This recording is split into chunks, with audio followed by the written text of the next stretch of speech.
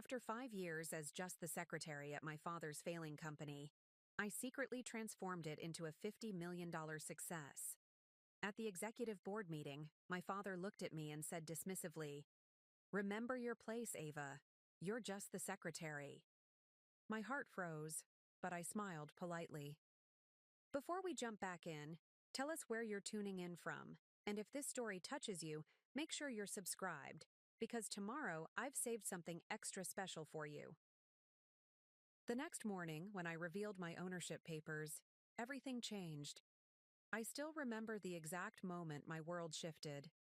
The boardroom was immaculate as always, polished mahogany table gleaming under recessed lighting, leather chairs filled with men in expensive suits, and the faint scent of coffee mixing with cologne.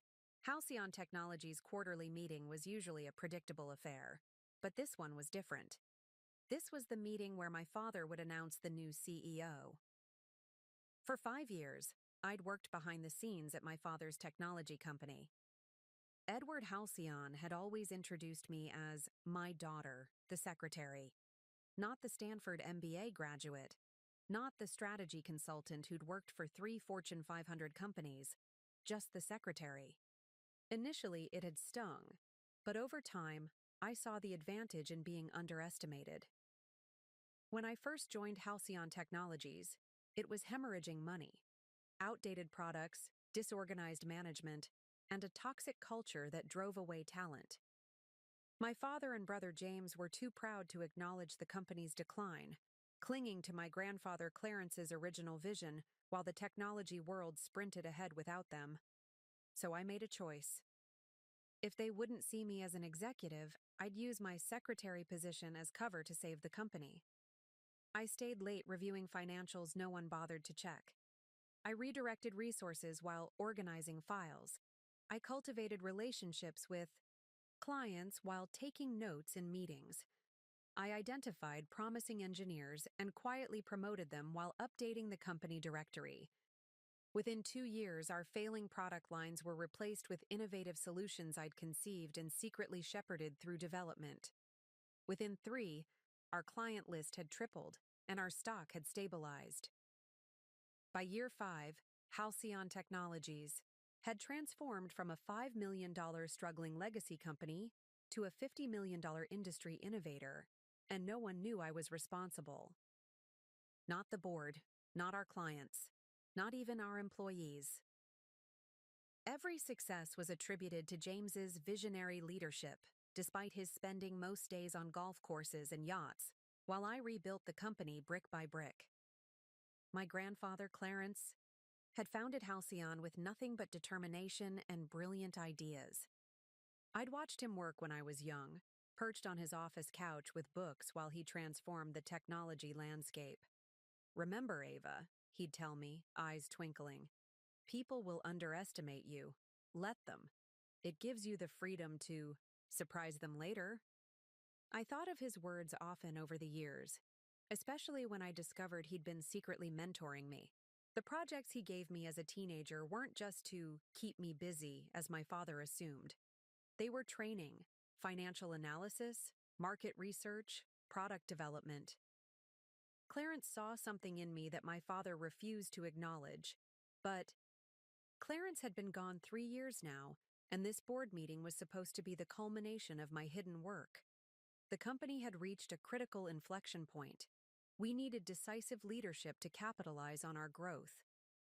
Though my father remained chairman, his health was declining, and everyone knew he was preparing to name a successor as CEO.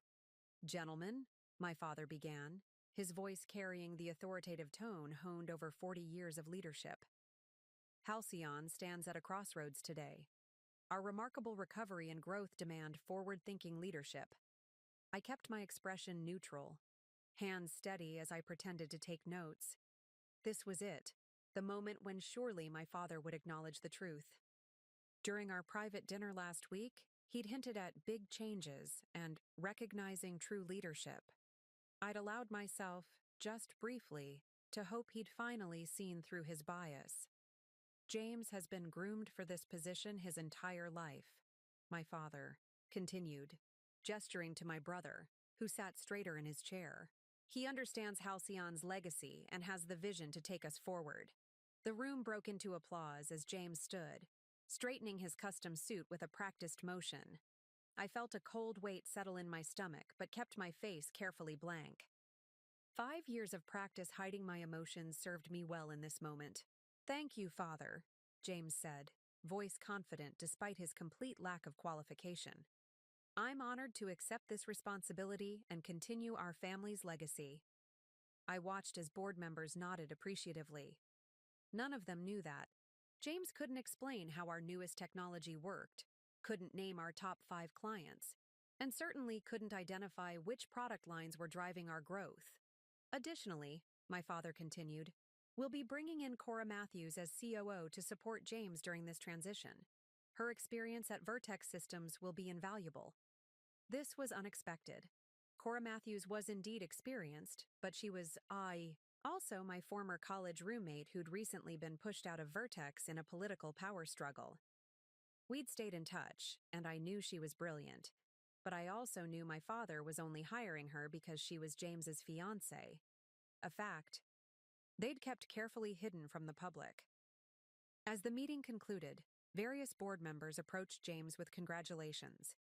I gathered my notebook and pen, preparing to slip out quietly as usual. But my father's voice stopped me.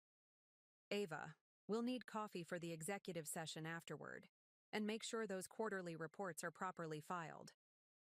Something in me snapped. 5 years of invisibility, of using my Stanford MBA to serve coffee, of watching my innovations attributed to others, it all crystallized into a moment of perfect clarity.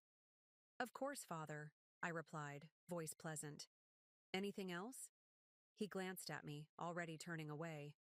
"Remember your place, Ava. You're just the secretary." My brother James snickered, not even bothering to hide his contempt. The board members pretended not to notice the exchange, their discomfort evident only in their suddenly intense interest in their phones and tablets. I smiled politely, the perfect picture of the accommodating secretary. But inside, a decision crystallized. My grandfather's voice seemed to whisper in my ear, "The time for hiding is over, Ava." That night, I didn't sleep. Instead, I prepared. I reviewed documents I'd kept secured for years. I made calls to people whose loyalty I had carefully cultivated. I finalized arrangements that had been waiting for precisely this moment. By morning, I was ready. This wouldn't just be a confrontation, it would be a reckoning. They had dismissed me as just the secretary for the last time. My journey at Halcyon Technologies began long before I took the role of secretary. To understand how I ended up, silently running a company while being treated as nothing more than an administrative assistant, you need to understand where it all started. Halcyon wasn't always the sleek tech company it is today.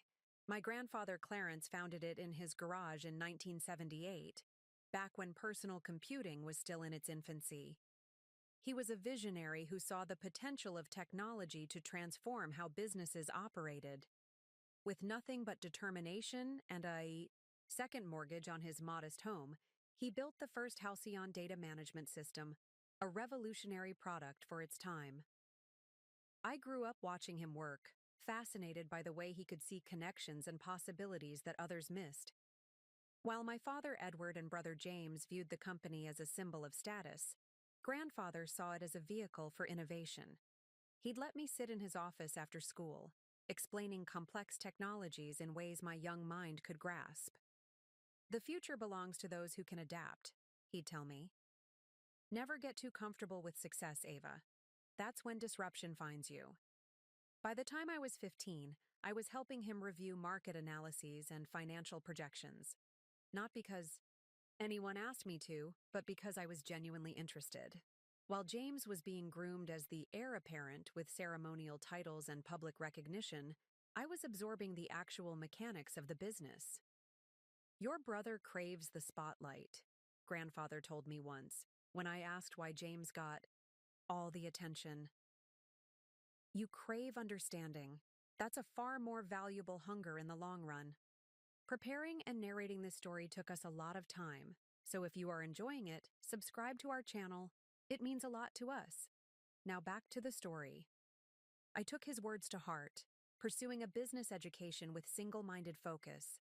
My father viewed my acceptance to Stanford as a nice accomplishment for his daughter, something to mention at cocktail parties, rather than preparation for a serious career.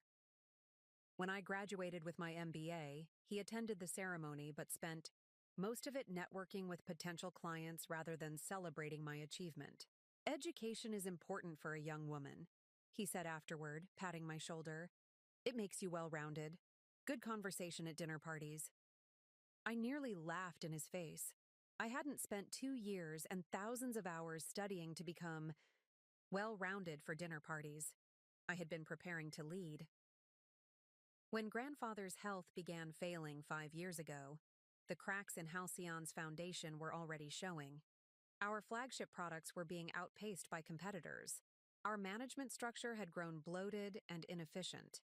James, despite his executive title, spent more time cultivating his image than understanding our technology or customers. During one of my last visits with grandfather at the hospital, he gripped my hand with surprising strength. Halcyon is in trouble, he said, his voice low. Edward doesn't see it. James doesn't care to look. The company needs someone who understands, both where we've been and where technology is going. Dad won't listen to me, I said, frustrated. He still introduces me as his little girl to business associates. A sly smile crossed my grandfather's face. Sometimes, Ava, the most power comes from being underestimated. Take a position at the company. Any position. Watch. Learn. Build alliances.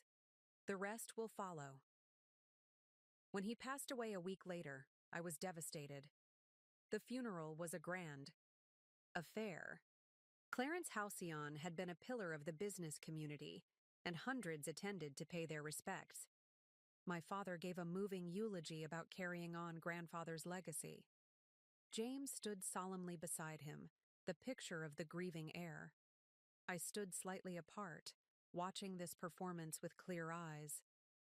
Neither of them had truly understood grandfather, or his vision for Halcyon.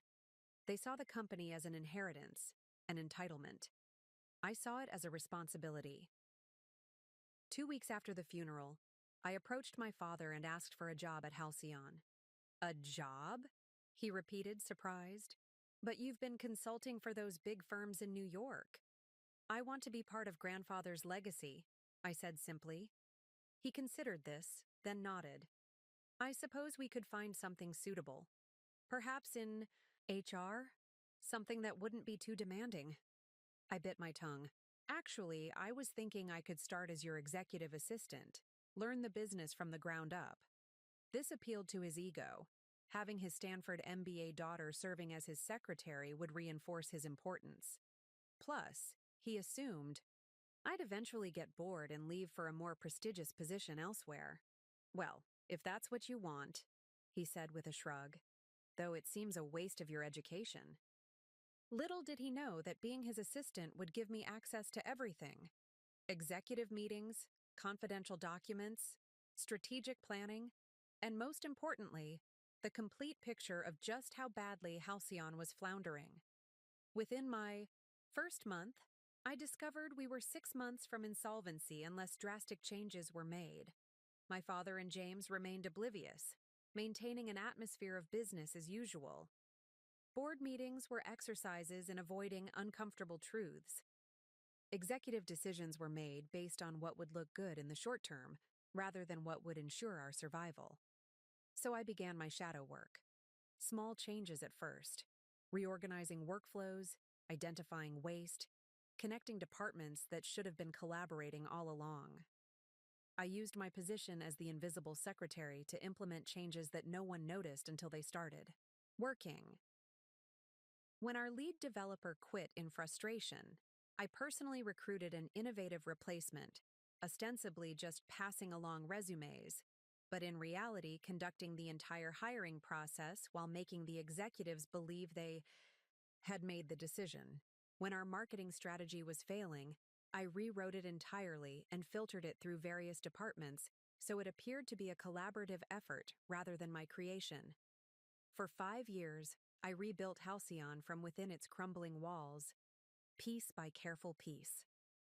Every success was attributed to the leadership team. Every innovative solution was credited to departments who had merely implemented my ideas. I became the ghost in the machine, the unseen architect of our revival. And through it all, I was still just the secretary, taking notes, bringing coffee, filing reports, and silently saving the very company my father and brother were driving into the ground. The transformation of Halcyon Technologies didn't happen overnight. It was a careful, methodical process that required strategy, patience, and the willingness to let others take credit for my work. My first priority was understanding exactly how dire our situation was. Under the guise of organizing the filing system, I conducted a comprehensive audit of our finances, products, and client relationships. The results were worse than I'd feared. Our flagship product was 2 generations behind our competitors. Our client retention rate had dropped by 40% in 3 years. Our cash reserves would be depleted within 6 months at our current burn rate. Most concerning was our complete lack of innovation pipeline. While our competitors were developing AI-enhanced solutions and cloud-native architectures, we were still trying to sell marginally improved versions of decade-old software. The R&D department had been systematically gutted to maintain short-term profits, leaving us with little hope for future growth. Armed with this knowledge, I created a 3-phase rescue plan.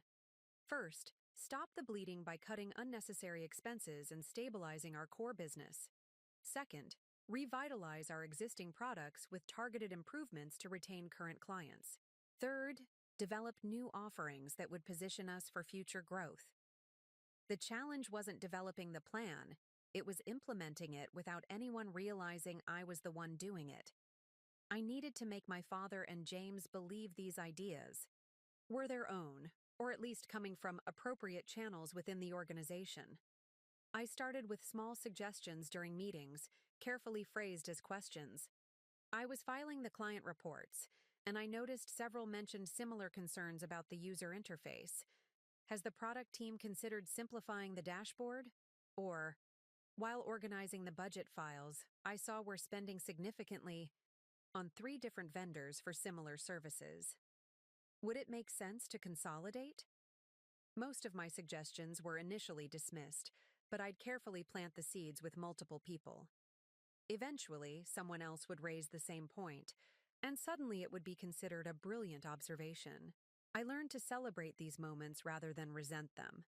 Each implemented idea meant Halcyon was one step closer to survival.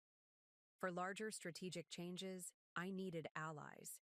I identified key employees throughout the organization who recognized our problems and wanted to solve them. People who were competent but overlooked, much like me. I built relationships with them through small interactions, remembering their children's names, noticing their contributions in meetings, finding opportunities to connect them with resources they needed. Jacob Chen in product development became my first major ally.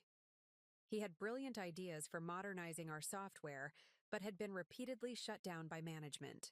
During a coffee run one afternoon, I mentioned that I'd accidentally seen some of his proposal drafts while filing. "Those solutions look really innovative," I said casually. "Have you ever considered presenting them directly to the client implementation team instead of going through normal channels?" He looked surprised. "The secretary is giving me business advice?" I smiled. The secretary sees a lot of things, including which departments actually have budget discretion versus who just likes to act important. That conversation led to Jacob bypassing the traditional approval process and working directly with client-facing teams to implement his improvements. The results were immediate. Client satisfaction scores increased, and renewal rates stabilized. My father and James took credit for the management restructuring that allowed this innovation, never realizing I had orchestrated the entire process. This pattern repeated across departments. I identified talented people, connected them with resources and opportunities, and gradually built a shadow network of employees who were actually running the company effectively while the official leadership enjoyed the results of our work. The financial turnaround began in year 2. Our cost-cutting measures had stemmed the immediate crisis, and our product improvements were retaining valuable clients. I began phase 3, developing new offerings, by connecting our best engineers with industry trends I monitored through careful research. I was organizing the competitive intelligence reports, I would say to our lead engineer, and noticed something interesting about what Vertex Systems is developing. Their approach seems to be focusing on integration capabilities, rather than feature expansion. These observations would spark discussions and eventually new development directions that positioned us ahead of market shifts rather than perpetually behind them.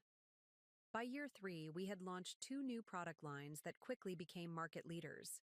Our stock price had tripled.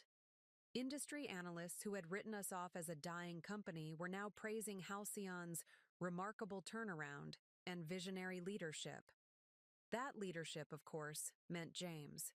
He became the face of our success, giving interviews about his strategic vision and commitment to innovation, concepts he barely understood, much less implemented. My father basked in the validation that his son was indeed the rightful heir to the Halcyon legacy. I continued my work in the shadows, expanding my influence and gradually taking control of more critical functions. I established relationships with our largest clients, initially making contact for scheduling purposes, but eventually becoming their trusted advisor on implementation strategies. I restructured our hiring processes to attract top talent. I initiated strategic partnerships that opened new market opportunities.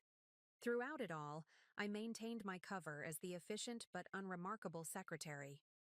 I dressed conservatively, spoke minimally in meetings unless asked direct questions, and perfected the art of being forgettable, present but not noteworthy. I learned that people rarely monitor what they don't perceive as a threat, giving me extraordinary freedom to operate. The most difficult part wasn't the work itself. It was watching my brother take credit for my achievements. Each time he presented my strategies as his own, each time he received applause for results he had nothing to do with, I had to remind myself of the bigger picture. This wasn't about recognition, it was about saving my grandfather's company and legacy. By year 5, Halcyon Technologies had transformed completely. Our valuation had grown from a struggling $5 million to a robust $50 million. We had expanded from regional to national clients. Our products were winning industry awards, and our growth trajectory had made us an attractive investment opportunity. All of this, every dollar of growth, every successful product launch, every saved client relationship, had been orchestrated by the woman everyone still referred to as just the secretary. The woman who took notes, brought coffee, and silently rebuilt an empire while being treated as invisible. But I wasn't invisible anymore, and soon, everyone would know it. The quarterly board meeting that changed everything was scheduled for 9 a.m. on a Thursday in April. I had spent the previous night preparing a comprehensive analysis of our first quarter performance, a stellar report showing 28% growth year over year and our most successful product launch to date. I had written the report myself, though it would be presented as the work of our executive team. I arrived early as always, setting up the boardroom precisely how my father preferred. Water pitchers filled with exactly 3 ice cubes per glass. Presentation folders aligned at perfect right angles. Coffee service arranged on the credenza. The illusion of competent leadership required attention to these details, details that would be attributed to good staff rather than the strategic mind that had revitalized the entire company. Board members arrived gradually, engaging in the usual pre-meeting banter about golf scores and vacation homes. I greeted each one professionally, most acknowledging me with the polite but dismissive nod reserved for support staff. Only Walter Hargrove, our longest-serving board member and my grandfather's old friend, treated me with genuine warmth. "How are you, Ava?" he asked quietly, hanging back after the others had taken their seats. Very well, thank you, I replied with a smile that held more meaning than anyone else would recognize. He looked at me thoughtfully. Your grandfather would be proud of the company's direction, he said, before adding in a lower voice, and more proud of you than you might realize. Before I could respond, my father entered the room, followed closely by James. Everyone stood in deference, a courtesy extended to the chairman and presumed CEO in waiting. I took my usual seat in the corner, notebook open, pen poised, the perfect image of the attentive secretary. Gentlemen, my father began, surveying the room with the confidence of someone who believed success was his birthright. Today marks a significant milestone for Halcyon Technologies. Our performance has exceeded all expectations, positioning us for a new chapter of growth and leadership. The board members nodded appreciatively, several glancing at the financial summaries I had prepared. Numbers didn't lie, and these numbers told a story of remarkable revival. As you know, my father continued, we've been considering the formal succession plan for some time. James has demonstrated exceptional leadership during our turnaround, and the results speak for themselves. I kept my expression neutral, though something inside me tightened. I had anticipated this announcement, but hearing the blatant misattribution of achievement still stung. Additionally, he said, we're bringing in Cora Matthews as our new Chief Operating Officer. Her experience at Vertex Systems will complement James's vision and strengthen our executive team. I watched as Cora was invited into the room. My former roommate looked polished and confident, shaking hands with board members as she was introduced. Our eyes met briefly. Her expression revealed nothing, though I detected the slightest hesitation before she looked away. With James as CEO and Cora as COO, Halcyon will be positioned for unprecedented growth, my father declared. We anticipate announcing this transition publicly next week, after finalizing the details of their compensation packages. The meeting proceeded with presentations on quarterly performance, strategic initiatives, and market positioning. All materials I had prepared, all credit going to others. I took diligent notes, occasionally rising to refill water glasses or distribute additional documents, playing my role perfectly. Near the end of the meeting, Walter raised a question that caused a subtle shift in the room's energy. These results are impressive, he acknowledged, but I'm curious about the innovation pipeline that's driving our growth. James, could you walk us through the development process for the new enterprise solution? It seems to have been the cornerstone of our market repositioning. James cleared his throat, glancing quickly at our father. Well, we implemented a strategic approach focusing on client-centered development. The technical team executed the roadmap according to the parameters we established. Walter nodded, seemingly innocent in his follow-up. I'm particularly interested in how you identified the integration opportunities that competitors missed. That insight changed our entire market position. I watched James struggle, reaching for vague business jargon to mask his complete lack of understanding. We leveraged cross-functional synergies to identify market gaps and executed accordingly. The room fell silent. Several board members exchanged glances, the emptiness of his response hanging in the air. My father quickly intervened, redirecting the conversation to safer territory, but the damage was done. For perhaps the first time, several board members were seeing the gap between our company's performance and James's actual capabilities. As the meeting concluded, my father approached me while others were gathering their belongings. Ava, Will, need to prepare the press materials for the leadership announcement. Draft something appropriate and have it on my desk by tomorrow. I looked up from my notebook. Of course. Will you want to review the succession documentation as well? He waved dismissively. That's all standard. Legal has the templates from when I took over from your grandfather. Actually, I said carefully, there are several unique provisions in our corporate structure that might require specific attention. My father's expression hardened slightly. The legal department can handle it. Just focus on your administrative duties. James, overhearing, smirked as he approached. Don't worry your pretty head about the complex legal stuff, sis. That's why we have expensive lawyers. Something in his condescending tone, combined with years of watching him take credit for work he didn't understand, finally broke through my carefully maintained composure. I'm quite familiar with the legal intricacies of our corporate structure, I said, my voice calm but firm. Ava, my father warned, irritation visible on his face. Perhaps I should review the succession documentation, I continued. Given my role handling confidential materials, enough, my father interrupted sharply. Several heads turned our way. Remember your place, Ava. You're just the secretary.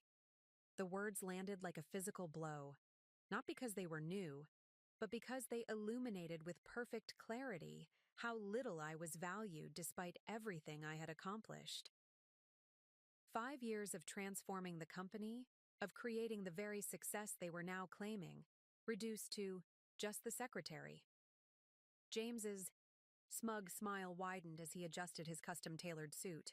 Maybe we can find you a role in Cora's team, he said with false generosity. Something simple enough for your skill set. Board members pretended not to hear this exchange, though Walter's expression darkened perceptibly. Cora looked uncomfortable, but remained silent, her allegiance clearly established. I gathered my materials with steady hands, years of practice controlling my outward reactions.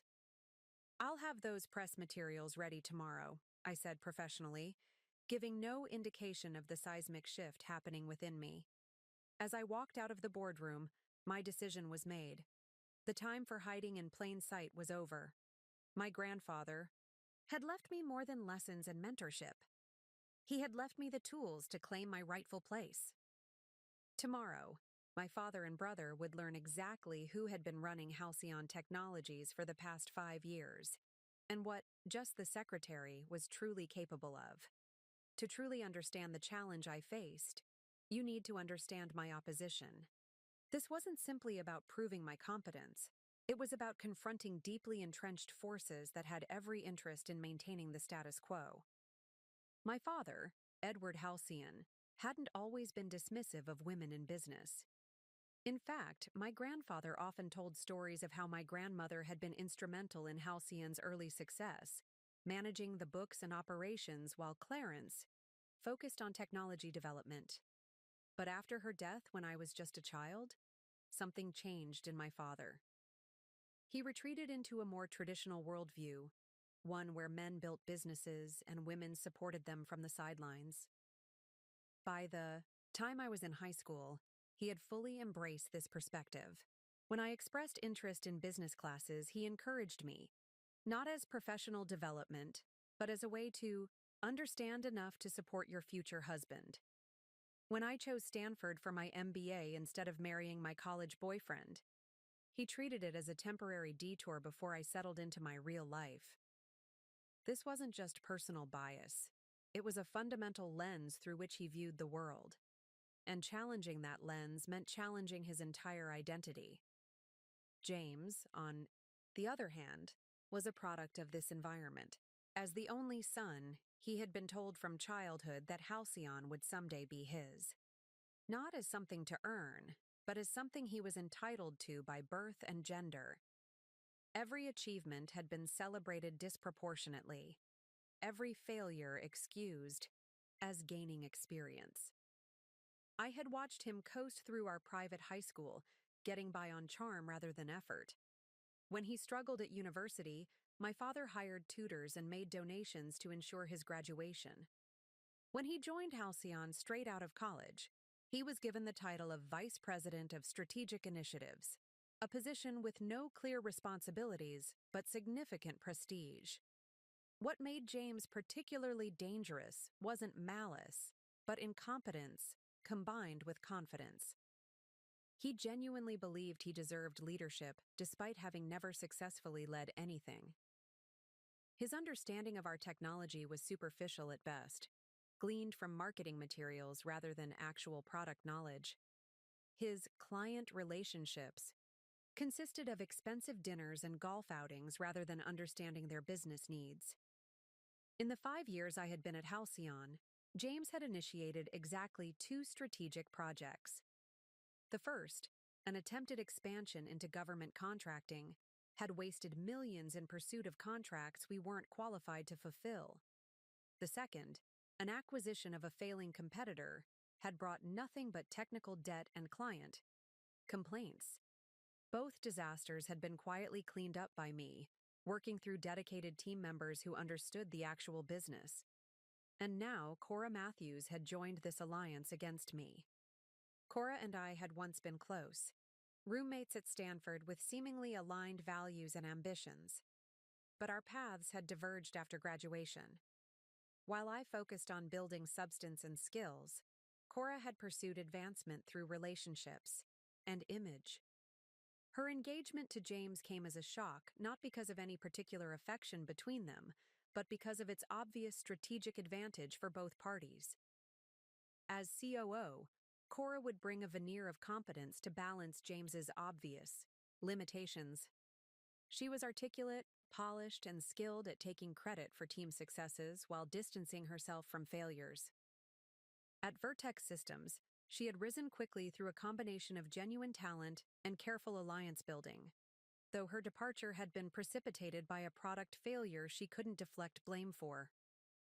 The night after the board meeting, I sat in my apartment reviewing what I knew about my opposition. My father controlled 30% of Halcyon's shares as chairman. James held 15%, a graduation gift he had done nothing to earn. The remaining shares were divided among board members, with 10% held in an employee stock ownership plan I had quietly established 2 years earlier. Their power extended beyond stock ownership. My father had deep relationships with most board members, having served on various committees and civic organizations together for decades. James had cultivated the younger executives, creating a social circle that mixed business and pleasure.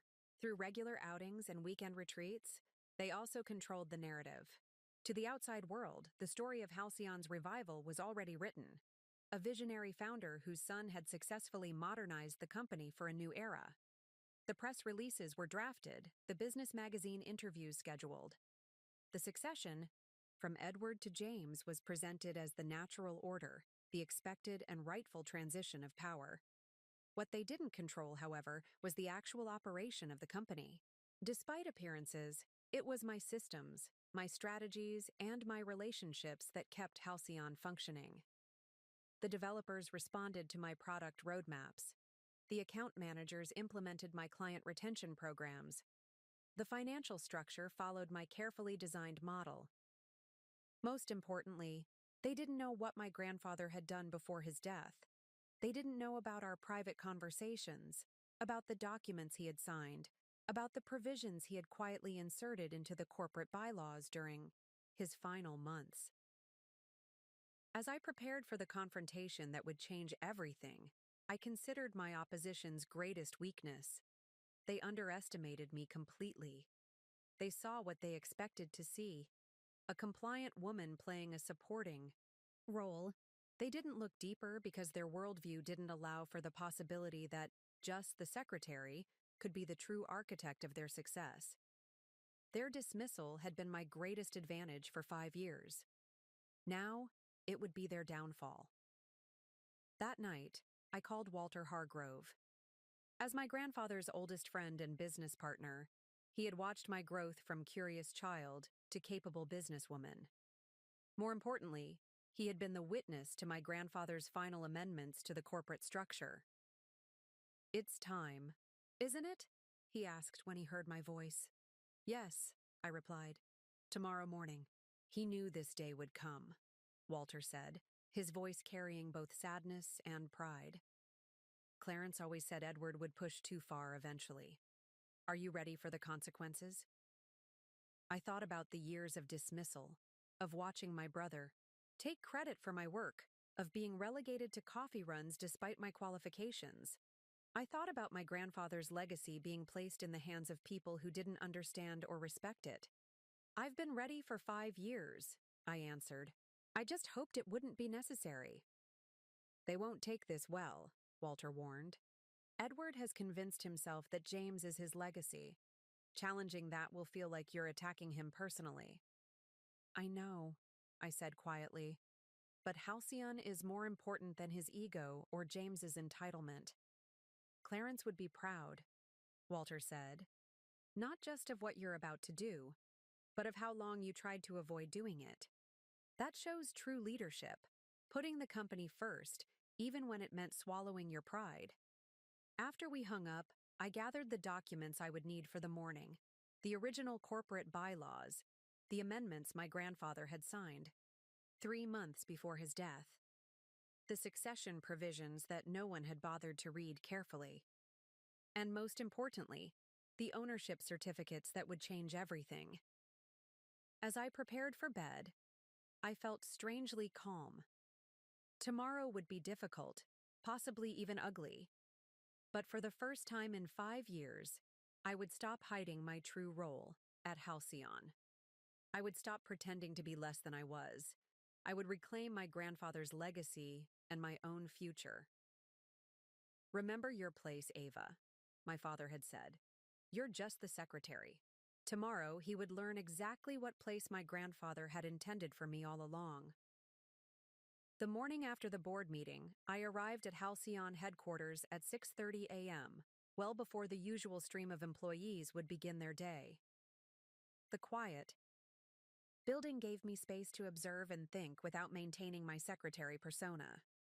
I walked slowly through the offices, seeing them through new eyes.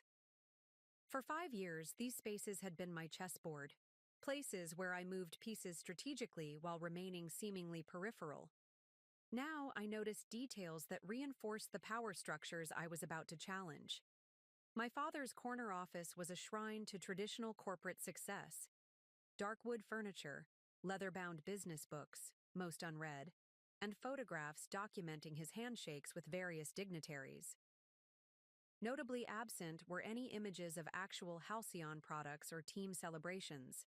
The space was designed to project authority, not to facilitate innovation or connection. James's office down the hall mirrored our father's in aspiration, if not achievement. The furnishings were similarly imposing but newer, with modern art he didn't understand, but had been told was valuable. Awards he hadn't earned were prominently displayed. The whiteboard on his wall showed a half-formed strategy mind map in his handwriting, a scatter of buzzwords without coherent connection. The executive floor was physically and symbolically separated from the operational teams by 2 floors and keycard access restrictions I had quietly implemented, not to isolate leadership, as they assumed, but to give our actual innovators freedom from constant executive interference. As I continued my walk, I entered the product development area where our engineers were creating the technology that had revitalized Halcyon. Jacob, Chen's corner workspace was already occupied despite the early hour. His dedication hadn't gone unnoticed or unrewarded in my shadow organization.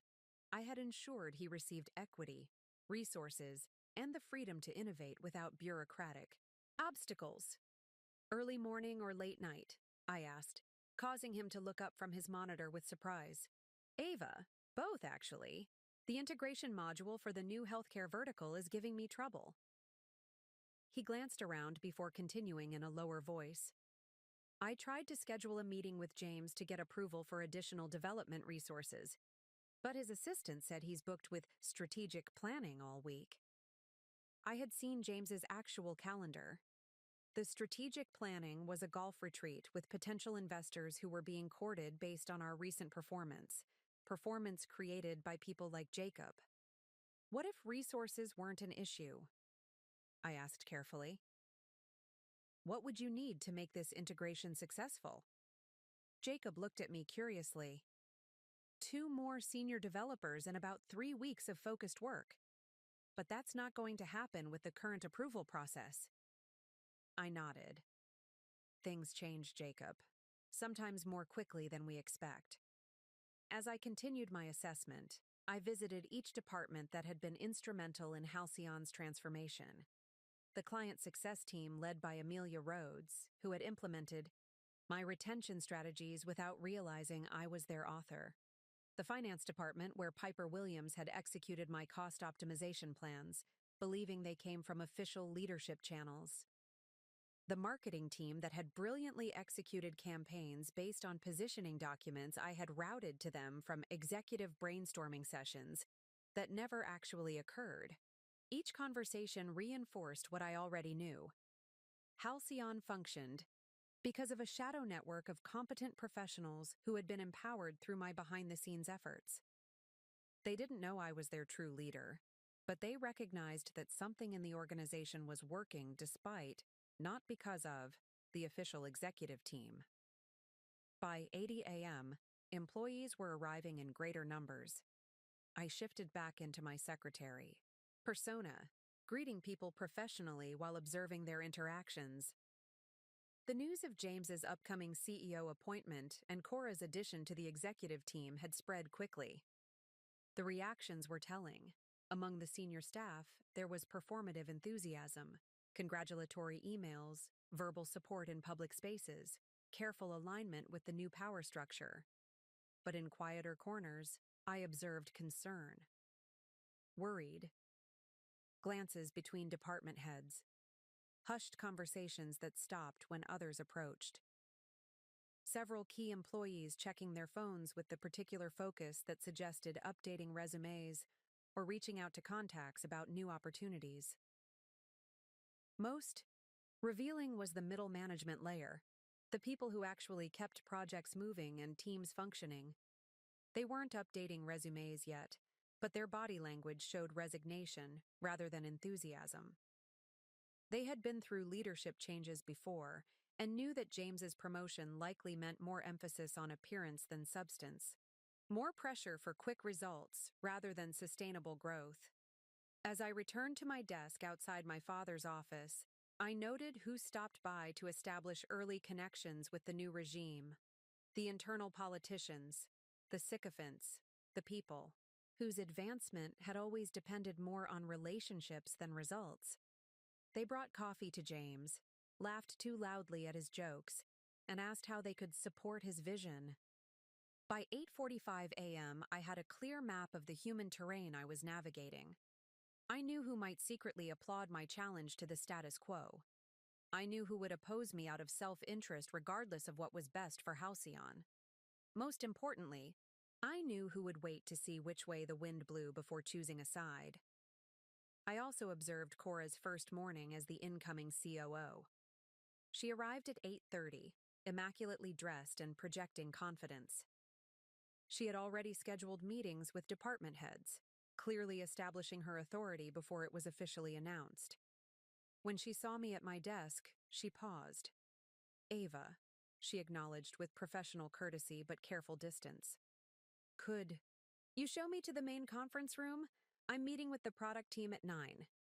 "Of course," I replied, maintaining my helpful secretary persona. "I've taken the liberty of preparing the quarterly performance data you'll need for that discussion." "That's thoughtful," she said, slight confusion crossing her face. "I didn't realize that would be part of your responsibilities." "I try to anticipate needs," I said simply. "It helps things run smoothly." As I walked her to the conference room, she lowered her voice. "I hope there are no hard feelings about the arrangement with James. It's just business, you understand?" Smiled politely. "Everything at Halcyon is just business, Cora. Some of us simply take the business more seriously than others." Her expression hardened slightly before she composed herself. "I've always respected your dedication," she said carefully. "Perhaps we can find you a more suitable role in the new structure, something that better uses your Stanford education." "That's an interesting suggestion," I replied as we reached the conference room. "I think we'll all find ourselves in more suitable roles very soon." She gave me a puzzled look, but was distracted by James's arrival. He barely acknowledged my presence, focusing entirely on Cora as they entered the conference room together, already discussing how they would restructure the department they were about to meet. I returned to my desk and checked the time. 8:55 a.m. My father would arrive at 9 on the dot, as he had every day for 30 years. The documents I needed were arranged perfectly on my desk, hidden beneath the morning correspondence I would normally present for his review. The assessment was complete.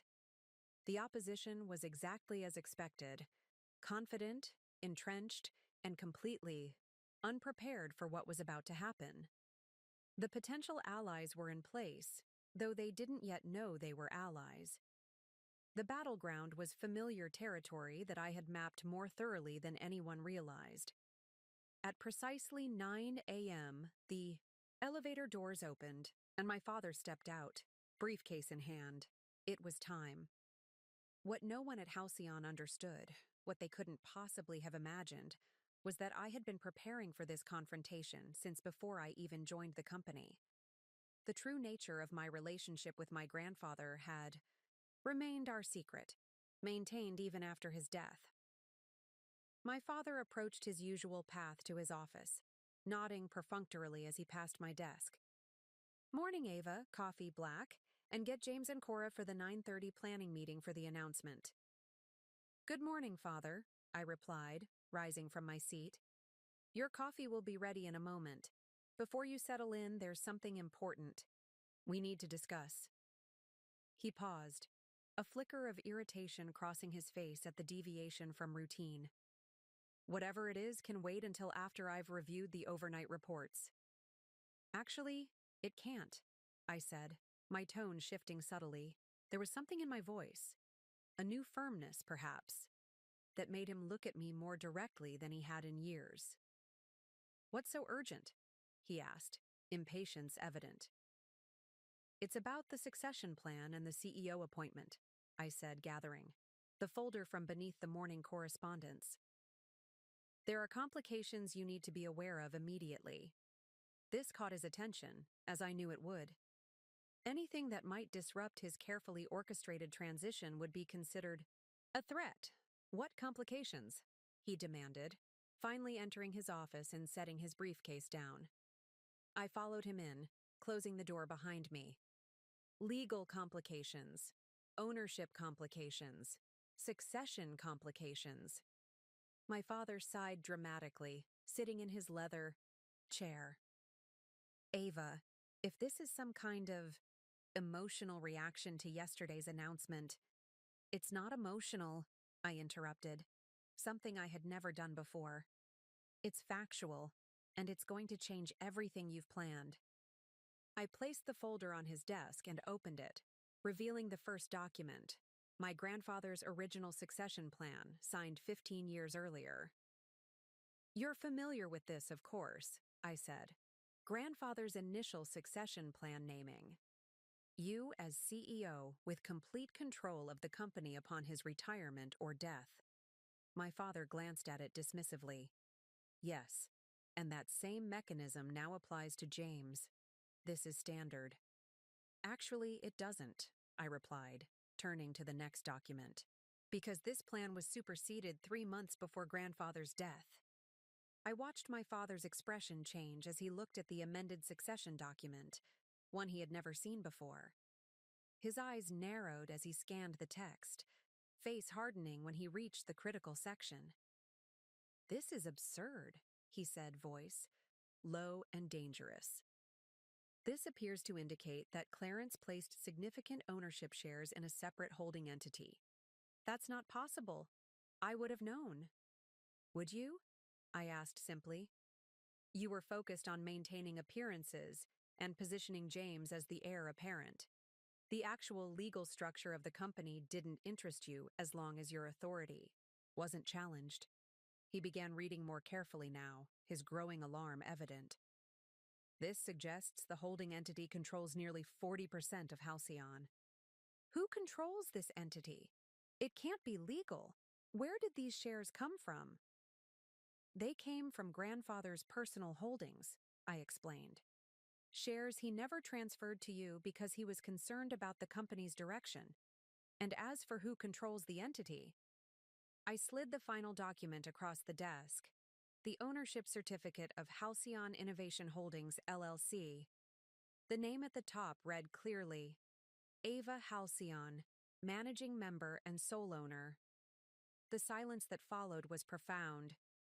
My father stared at the document, then at me, his worldview visibly crumbling as the implications became clear. "This is forgery," he finally managed, though his voice lacked conviction. He recognized my grandfather's distinctive signature, the proper legal seals, the meticulous documentation that characterized all of Clarence's important decisions. "It's not forgery," I said calmly. "It's succession planning, just not the succession you assumed. Grandfather saw what was happening to Halcyon under your leadership. He watched you promote James despite his lack of qualifications. And he made arrangements to protect the company he built." "By giving it to my secretary daughter?" he asked incredulously, anger beginning to replace shock. "By giving it to the granddaughter he had been mentoring since she was 15, I corrected. "The Stanford MBA you dismissed as a secretary, the strategist who has actually been running Halcyon for the past 5 years while you and James took credit for the results." His face flushed. "That's preposterous. You answer phones and schedule meetings." "I rebuilt this company," I said, my voice quiet but firm. "Every strategic initiative that turned Halcyon around came from me. Every product innovation, every operational improvement, every client relationship that saved us from bankruptcy. All my work, implemented through a network of competent professionals who deserved better leadership than they were getting." Father stood abruptly, his chair rolling backward. "I won't stand for this. The board won't stand for this. James is the future of this company." "James couldn't explain our core products if his life depended on it," I interrupted. "The board has already seen that. Yesterday, when Walter asked him about the enterprise solution, he couldn't answer even basic questions about the technology that's driving our growth." "Technical details aren't a CEO's concern," my father insisted, though with less certainty. "Leadership is a CEO's concern," I countered. "Understanding the business is a CEO's concern. James has demonstrated neither." I moved to the door, then turned back. "I've scheduled a meeting in the main conference room at 10 a.m. The board has been notified, as have the senior leadership team. I'll be presenting the legal documentation and formally assuming my role as the controlling shareholder of Halcyon Technologies." My father stared at me, struggling to reconcile the daughter he thought he knew with the woman standing before him. "Why?" he finally asked. "Why pretend to be something you weren't? Why hide for 5 years?" The question deserved a genuine answer. "I didn't want it to come to this," I admitted. "I hoped that by improving the company from within, by demonstrating what was possible through results rather than confrontation, you might recognize that leadership isn't defined by gender or birth, order, that you might see James's limitations and reconsider, that I wouldn't have to use grandfather's contingency plan." I paused, the weight of 5 years of dismissed contributions heavy in my voice. "I wanted to earn your respect, not force it through. Legal maneuvering. But yesterday when you said, 'Remember your place, Ava, you're just the secretary,' I realized you would never see me as anything else, no matter what I accomplished." My father's expression shifted between anger, confusion, and something that might have been the first glimmer of understanding. "This meeting is happening," I continued. "You can choose how to respond. You can fight me, embarrass yourself, and damage the company in the process. Or you can accept that grandfather saw something in me that you refuse to see, and find a way forward that preserves both Halcyon's future and your dignity." I opened the door, preparing to leave. "You have until 10-year-old AM to decide. I hope you choose wisely." As I walked back to my desk, I felt lighter than I had in years. The secret strength that had sustained me through dismissal and disrespect, my grandfather's faith and my own carefully accumulated power, was no longer secret. Whether they accepted it willingly or fought me to the bitter end, the truth was finally emerging. Halcyon's secretary had always been its savior. Now it was time to claim my rightful place, not as someone's daughter or sister, but as the leader who had earned it through vision, perseverance, and results. The hour between. My confrontation with my father and the scheduled board meeting was the longest of my life. I returned to my desk, outwardly composed while internally processing the seismic shift that had just occurred. 5 years of calculated restraint had finally given way to open declaration. There was no going back. I watched my father's office door remain firmly closed. No sounds emerged, no calls were made, at least none that I could hear. This uncharacteristic silence was more unnerving than any outburst would have been. Edward Halcyon was not a man who processed setbacks quietly. His stillness suggested he was either in profound shock or calculating a counteroffensive. At 9:20, James strode past my desk, heading for our father's office. His usual smug acknowledgement of my presence was absent. He didn't look at me at all. Someone had called him. The battle lines were being drawn. I took a deep breath and allowed myself a moment of pure, unfiltered emotion. The anger I had suppressed for years threatened to surface. Anger at being dismissed despite my qualifications, at watching my brother fail upward while I worked in the shadows, at having to fight for recognition that should have been based on merit rather than gender or birth order. Beneath the anger lay hurt, a child's fundamental pain at parental rejection. Why had my accomplishments never been enough? What would it have taken for my father to see me as worthy of the Halcyon legacy? Had his vision been so clouded by traditional expectations that he couldn't recognize the very qualities my grandfather had valued? And deeper still was fear. Not of losing. The legal documentation was ironclad, and Walter would support its authenticity.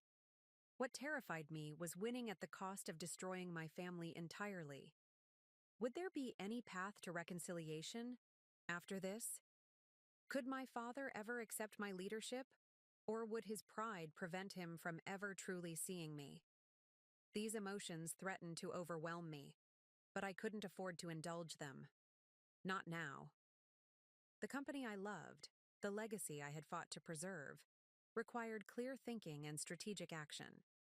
Emotional catharsis would have to wait. At 9:35, Cora emerged from the conference room where she had been meeting with the product team. Her confident stride faltered slightly when she saw me at my desk, apparently still in my secretary role despite whatever James might have told her. She hesitated, then approached. "Ava," she said, her voice carefully modulated. "James just texted that the 9:30 planning meeting is delayed. Do you know anything about that?" I met her gaze steadily. "The meeting has been superseded by a full board and leadership session at 10 a.m. Her perfectly manicured hand tightened around her tablet. "I wasn't informed of any board meeting." "You are now," I replied simply.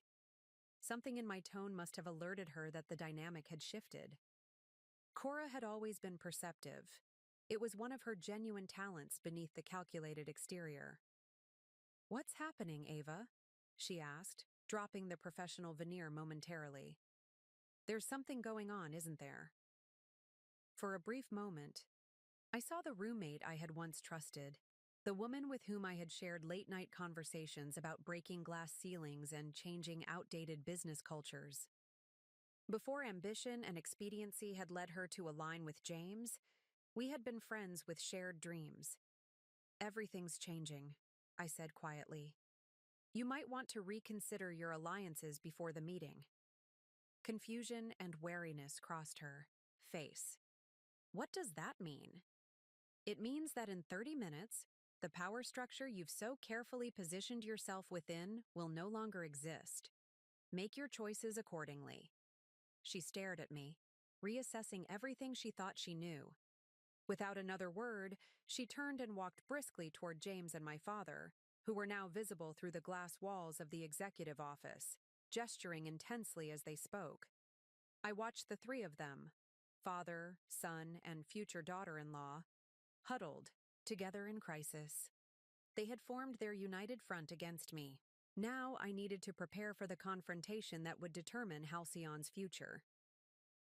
At 9:45, I walked to the executive restroom, a small privilege I had allowed myself despite my secretary role. I needed a moment of privacy before the battle. Ahead. The woman in the mirror looked different somehow. Same clothing, same carefully conservative hairstyle, but her eyes held a clarity and purpose that had been partially veiled before. "You're ready for this," I told my reflection. "Grandfather believed in you. More importantly, you've proven yourself through results, not words." I thought about the path that had led to this moment. The afternoons spent in Clarence's office absorbing business wisdom, the nights studying financial models while classmates partied, the careful cultivation of allies who didn't know they were allies, the strategic patience of waiting for the right moment rather than reacting to each slight and dismissal. Most of all, I thought about my grandfather's words during our last private conversation in the hospital. "Ava," he had said, his voice weakened but his eyes sharp as ever. "There are two kinds of power in this world. The kind that's given, which can be taken away just as easily, and the kind that's earned through capability and vision. I've given you the tools to claim your rightful place, but your real power comes from what you've built in yourself. Never forget that." I hadn't forgotten. Even with legal ownership, I would still need to lead effectively, to demonstrate that my grandfather's faith was justified and that my hidden leadership had been the true source of Halcyon's revival. At 9:55, I gathered my documents and walked to the main conference room. Walter was already there, as were several other board members who looked confused about the hastily called meeting. The senior leadership team began filing in, their expressions ranging from curious to concerned. Jacob from product development caught my eye, raising an eyebrow in silent question. I gave him the smallest nod, and he seemed to understand that something momentous was about to happen. At 9:59, my father entered with James and Cora flanking him. His face was a controlled mask of authority, though I could see the tension in his jaw. James looked flushed with anger, while Cora maintained professional composure, despite the uncertainty in her eyes. The room quieted as my father took his customary seat at the head of the table. I remained standing at the opposite end, documents in hand, ready to challenge the hierarchy that had defined my life. "I've called this emergency session," my father began, "to address some confusion regarding our succession planning." And so it began. His attempt to control the narrative, to frame my documentation as a misunderstanding rather than a legitimate claim to leadership. As he spoke, I felt a strange sense of calm descend over me. The emotional storm had passed, leaving clear purpose in its wake. This wasn't just about me anymore. It was about every talented person at Halcyon who deserved leadership that valued substance over appearance. It was about my grandfather's vision for a company that innovated rather than stagnated. It was about transforming a painful personal struggle into a catalyst for necessary change. As my father finished his opening remarks and all eyes turned to me, I knew that the time for hiding was over. The secretary was about to reveal herself as the rightful leader, and nothing at Halcyon would ever be the same. "Thank you for joining this meeting on short notice," I began, my voice steady and assured. Not the deferential tone of a secretary, but the confident delivery of an executive. "I appreciate everyone's flexibility as we address a matter of critical importance to Halcyon's future." The room's attention shifted palpably. Several board members exchanged glances, clearly surprised by my authoritative tone. The senior leadership team sat straighter, sensing the unusual dynamics at play. My father's expression darkened as he realized I was taking control of the meeting he had attempted to commandeer. "Ava," he interjected, "perhaps you should distribute the materials and take notes while we discuss." "That won't be necessary," I replied smoothly, meeting his gaze directly. "I'll be leading this portion of the meeting." Without waiting for his response, I activated the conference room display and projected the first document, the current ownership structure of Halcyon Technologies as officially registered with the SEC.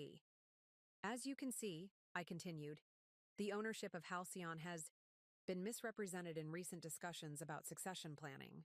While Edward Halcyon controls 30% of shares and James Halcyon holds 15%, what hasn't been disclosed is the existence of Halcyon Innovation Holdings, which controls 40% of the company. Murmurs spread through the room. Walter Hargrove nodded slightly, while most board members looked genuinely surprised. My father's jaw tightened as he realized I was laying out my case methodically rather than making an emotional appeal. "Who controls this holding company?" asked Richard Tanner, our longest-serving board member after Walter. I switched to the next document, the LLC registration clearly showing my name as the sole managing member. "I do," I stated simply. "By extension, I am the largest shareholder of Halcyon Technologies and have been for the past 5 years." The room erupted in confused conversation. James stood abruptly, his face flushed. "This is ridiculous," he exclaimed. "Some kind of forgery or manipulation? My sister has always been jealous of—" "The documentation is genuine," Walter interrupted, his authoritative voice cutting through the chaos. "I witnessed its execution by Clarence Halcyon 3 months before his death. He created this structure deliberately and with full legal counsel." All eyes turned to Walter, whose reputation for integrity was unimpeachable. As my grandfather's oldest friend and business partner, his confirmation carried immense weight. "Why would Clarence do this without informing the board?" asked another member, visibly disturbed by the revelation. I advanced to the next slide, a letter written by my grandfather, addressed to the board but never delivered.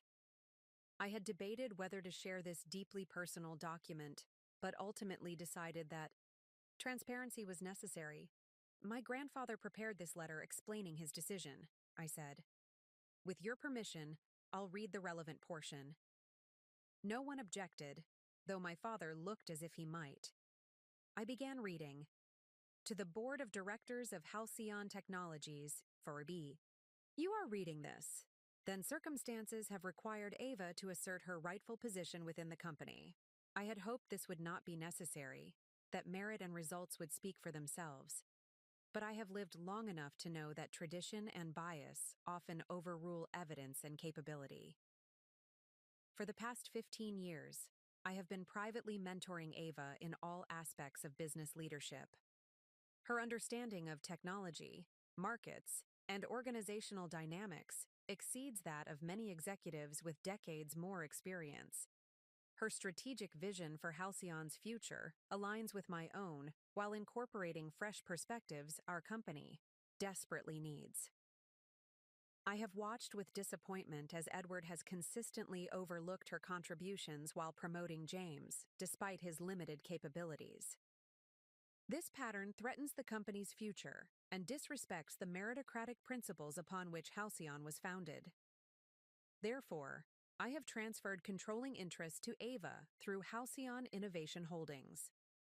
This decision was not made lightly, but with absolute conviction that she represents the best hope for the company's continued success. I ask the board to support this transition and to evaluate Ava's leadership based on results rather than preconceptions.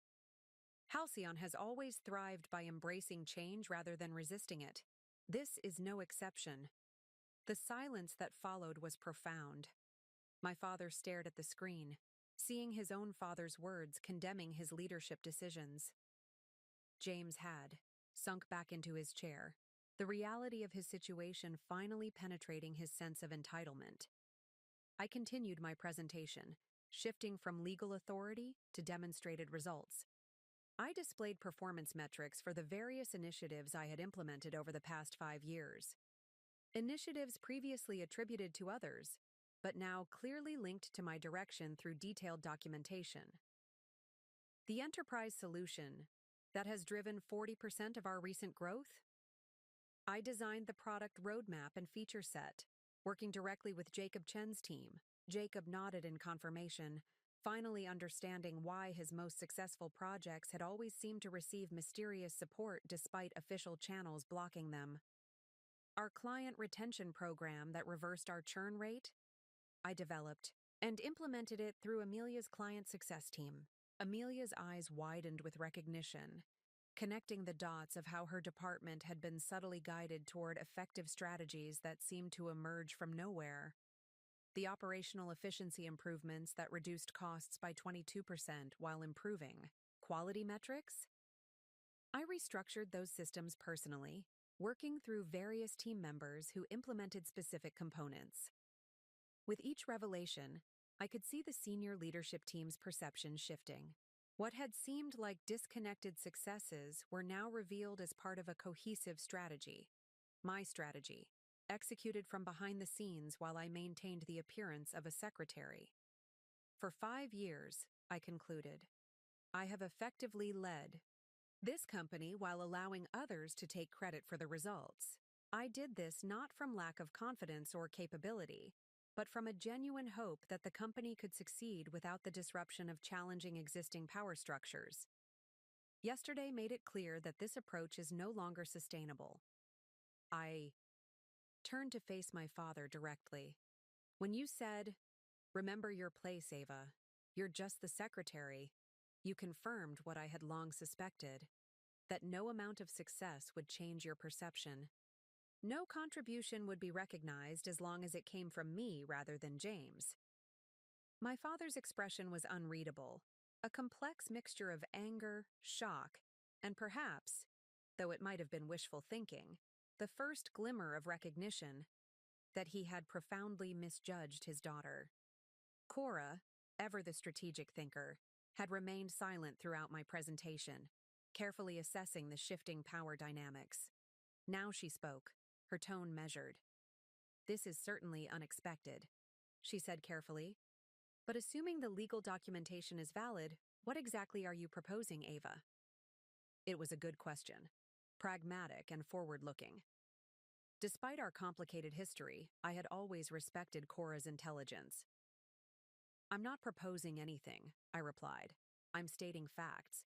As controlling shareholder, I am exercising my right to appoint Halcyon's CEO. Effective immediately, I will assume that role." I looked around the room, meeting each person's gaze directly. This isn't a hostile takeover, it's a correction. Halcyon will continue to thrive, but under leadership that understands both its history and its future potential. I welcome those who share that vision to remain part of our team, regardless of past alignments. My eyes finally settled on my father and brother. Family relationships and business roles are separate considerations. I hope we can find a path forward that honors both, but the company's welfare must take priority over personal feelings or traditional expectations. The strategic assembly was complete. I had presented my case not through emotional appeals, but through documentation, witnesses, and demonstrable results. The foundation I had carefully built over 5 years, legal, operational, and relational, now stood revealed in its full strength. What remained was to see how my opposition would respond to this fundamental shift in their understanding of both Halcyon Technologies and the woman they had dismissed as just the secretary. The aftermath of my presentation created a boardroom atmosphere unlike anything Halcyon had ever experienced. The immaculate space with its polished table and ergonomic chairs had transformed into something else entirely. A battlefield where decades of assumptions and power structures were being challenged in real time. The initial shock was giving way to a kaleidoscope of reactions. Some board members were reviewing the documents I had distributed, scrutinizing the legal language with newfound intensity. Others were whispering among themselves, forming impromptu alliances or recalculating their positions. The senior leadership team seemed caught between concern for their own futures and a dawning recognition of why the company had actually improved over the past 5 years. My father broke the tense silence first, his voice controlled but with an undercurrent of fury I recognized from childhood disagreements. "This is unprecedented," he said. attempting to reclaim control of the meeting. Regardless of these documents, there are protocols for leadership transitions. The board must have time to review, to consider all implications. The board has no authority to overrule share ownership, Walter interjected firmly. As Clarence's written succession plan makes clear, this transfer of control was legally executed and properly documented. The only question is how we implement this transition. Richard. Tanner, always the pragmatist, leaned forward. I'd like to hear from legal counsel on this matter. Of course, I agreed immediately. Patricia Winters from corporate counsel is on her way. I've provided her with the documentation in advance so she can offer an informed opinion. James slammed his hand on the table, his face contorted with the entitled rage of someone unaccustomed to not getting his way. This is absurd. You've been planning this coup for years. Manipulating grandfather when he was ill, creating a paper trail to steal what isn't yours. That's enough, James, Walter said sharply. Clarence was of sound mind and had discussed these concerns with me for years before formalizing them. Your accusations dishonor his memory and judgment. Cora placed a restraining hand on James's arm, her strategic mind clearly processing faster than his emotional reactions. Perhaps we should all take a step back and consider what's best for Halcyon, she suggested, her voice measured. If these ownership documents are valid, fighting them could create instability that would damage the company. I recognized her pivot immediately, already positioning herself for whatever new reality was emerging. Cora had always been adaptable, which made her both a valuable ally and a dangerous opponent. The boardroom door opened, and Patricia Winters entered with her characteristic efficiency. Our head of legal affairs for the past decade, Patricia had been one of my quiet allies, though she hadn't known the full extent of my grandfather's planning.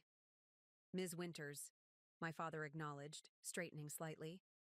We need your assessment of some documentation that has been presented regarding company ownership and control. Patricia glanced briefly at me before addressing the room.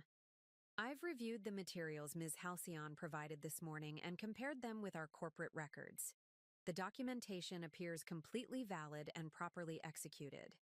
Halcyon. Innovation Holdings does indeed control 40% of company shares, and Ms. Ava Halcyon is the sole managing member of that entity. My father's face tightened. And this wasn't brought to my attention as chairman? The registration of the holding company was properly filed with the SEC 5 years ago, Patricia replied evenly. While not specifically highlighted in board presentations, it has been part of our shareholder documentation in every annual report. The implication was clear. My father and the board had been so confident in their control that they hadn't bothered to read the detailed ownership disclosures in their own company's reports.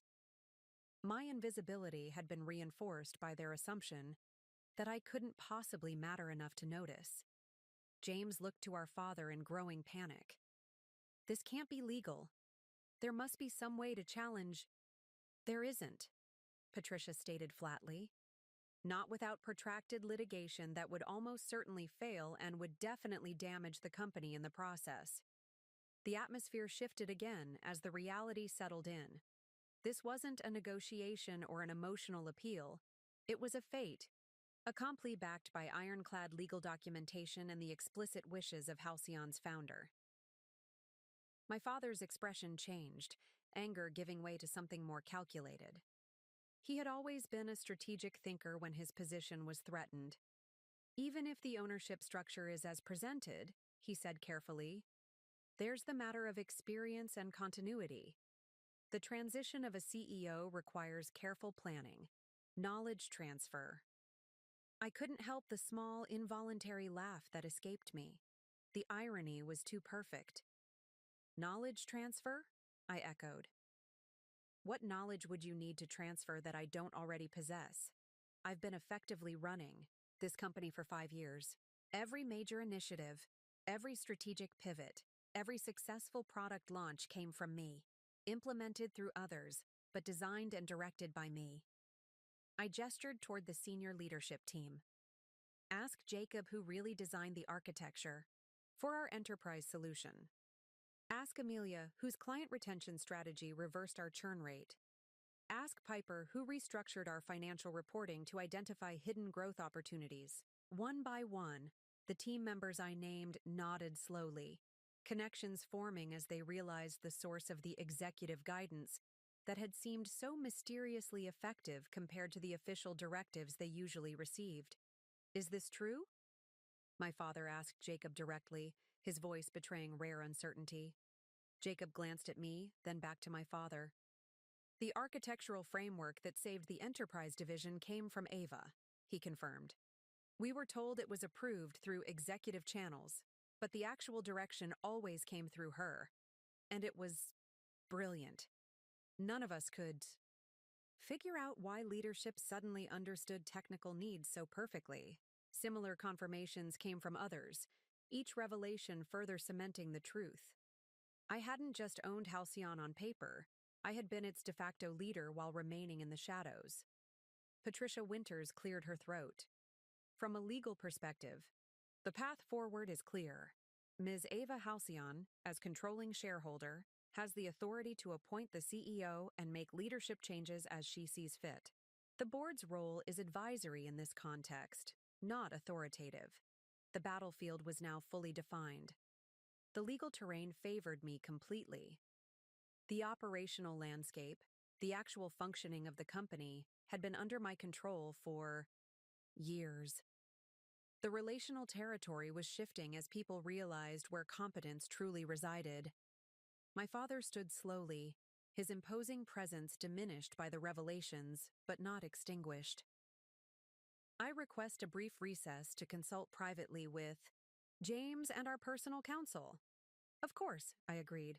We'll reconvene in 30 minutes. As they departed, the remaining board members and executives shifted uncomfortably, unsure of protocol in this unprecedented situation.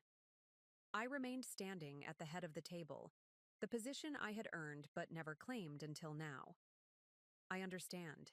This is unexpected, I acknowledged to the room. But I want to be clear. This isn't about personal grievances or family drama. It's about ensuring Halcyon continues to thrive with leadership that understands both its history and its future potential. Walter nodded approvingly. Several others seemed to relax slightly, responding to the calm confidence I projected. The battlefield was set. The first skirmish had gone decisively in my favor.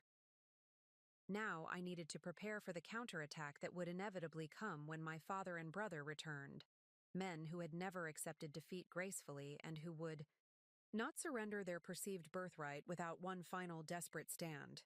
The 30-minute recess stretched to 45 as my father, James, and their hastily summoned personal attorney sequestered themselves in my father's office. Through the glass walls, I could see animated discussions, papers being reviewed, and occasional glances in my direction. They were searching for any weakness in my position, any counter-argument that might preserve the power structure they had taken for granted.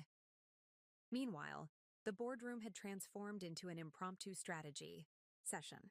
Board members clustered in small groups, reassessing alliances and calculating implications.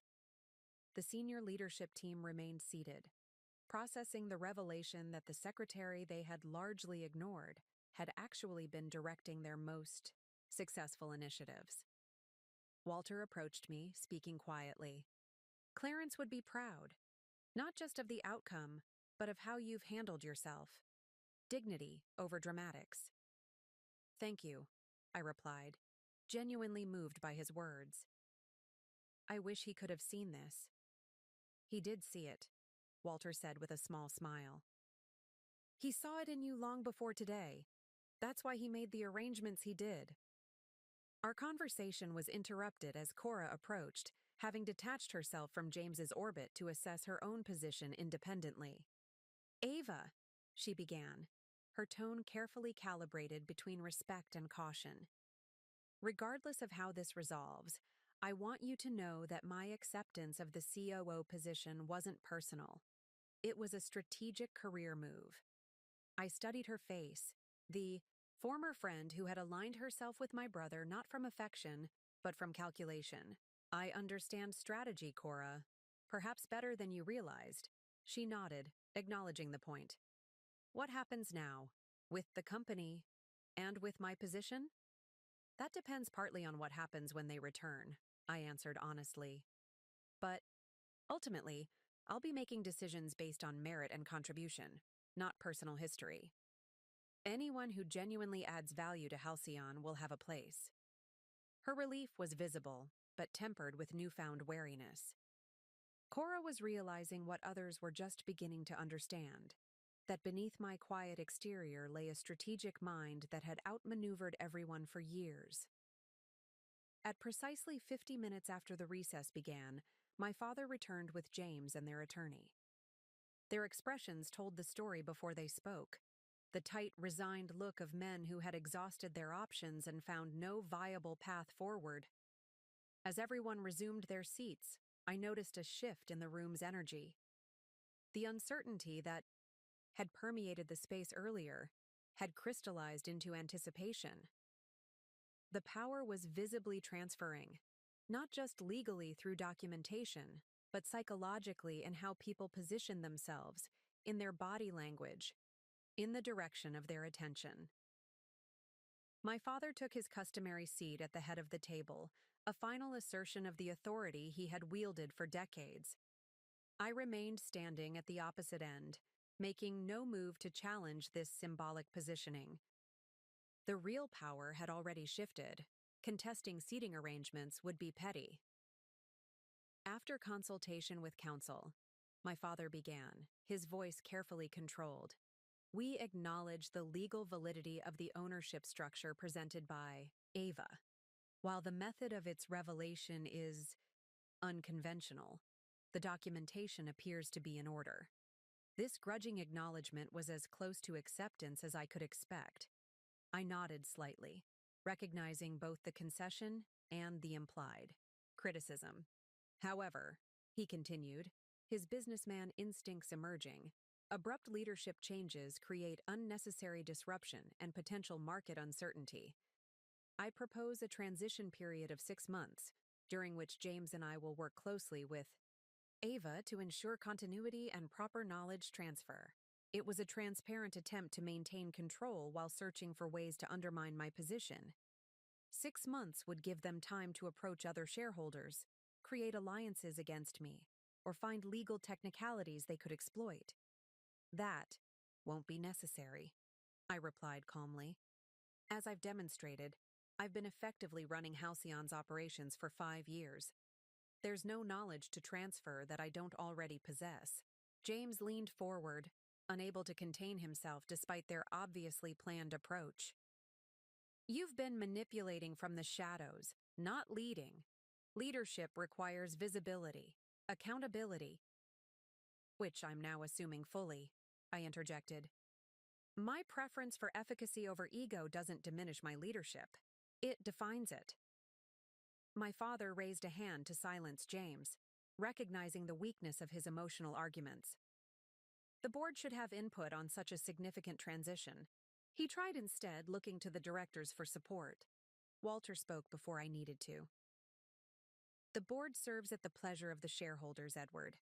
That's Corporate Governance 101. If Ava controls 40% of shares directly and you and James collectively control 45%, the remaining 15% held by minor. Shareholders and the employee ownership plan isn't enough to overrule her position, especially since I and several others will be voting our portions with Ava. The room absorbed this statement, understanding its implications. Even if my father and brother united against me with their 45%, they couldn't assemble a majority coalition. The mathematical reality was undeniable. My father's jaw tightened as he recognized the finality of his position.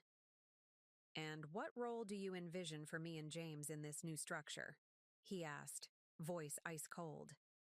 This was the turning point, the moment where I could choose retribution or reconciliation, punishment, or pragmatism.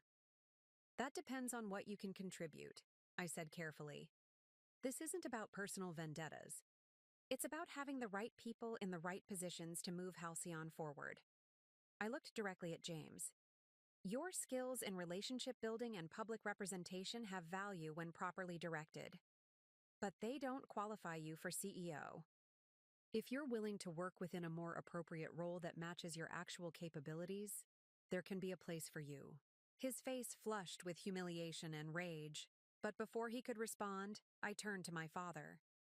As for you, father, your experience and historical knowledge remain valuable, though your approach to leadership has become outdated. The chairman.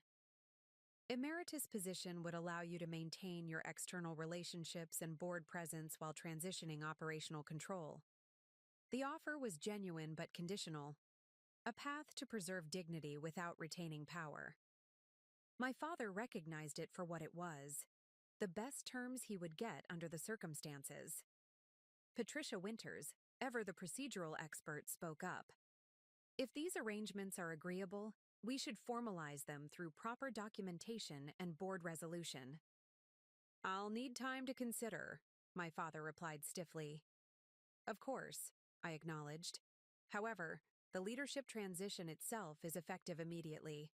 I'll be meeting with the senior team this afternoon to outline initial priorities and organizational changes. With those words, the power reversal became concrete. I wasn't asking permission or seeking approval. I was informing them of decisions already made, authority already assumed. James stood abruptly, unable to contain his anger any longer. This is ridiculous. You can't just walk in and take over. You're not qualified. You're not prepared. James, I interrupted quietly. I built the success you've been taking credit for. Every achievement you've claimed in the past 5 years was my work. I'm not taking over. I'm simply stepping out of the shadows. The room fell silent, the truth of my words hanging in the air. Jacob and Amelia exchanged knowing glances, pieces, finally fitting together in their understanding of how Halcyon had actually functioned. My father stood slowly, gathering his dignity around him like armor. This meeting is clearly over. We'll communicate our decision regarding your offers after appropriate consideration. As they moved to leave, Walter spoke once more. Clarence always said that Halcyon's greatest strength was its ability to adapt when necessary. Perhaps it's time for the Halcyon family to demonstrate the same quality. My father paused at the door, something unreadable crossing his face. For a moment, I thought he might say something conciliatory. Instead, he simply nodded curtly and departed, James following in his wake. In their absence, the atmosphere in the room transformed. The tension of confrontation gave way to the energy of new beginnings. Board members who had been cautiously silent now approached with congratulations and assurances of support. Senior leaders began discussing long-dormant ideas they felt might finally have a chance to flourish. I had arrived at the battlefield as a secretary and emerged as CEO. The power had reversed completely, founded not just on legal documentation, but on demonstrated capability and vision.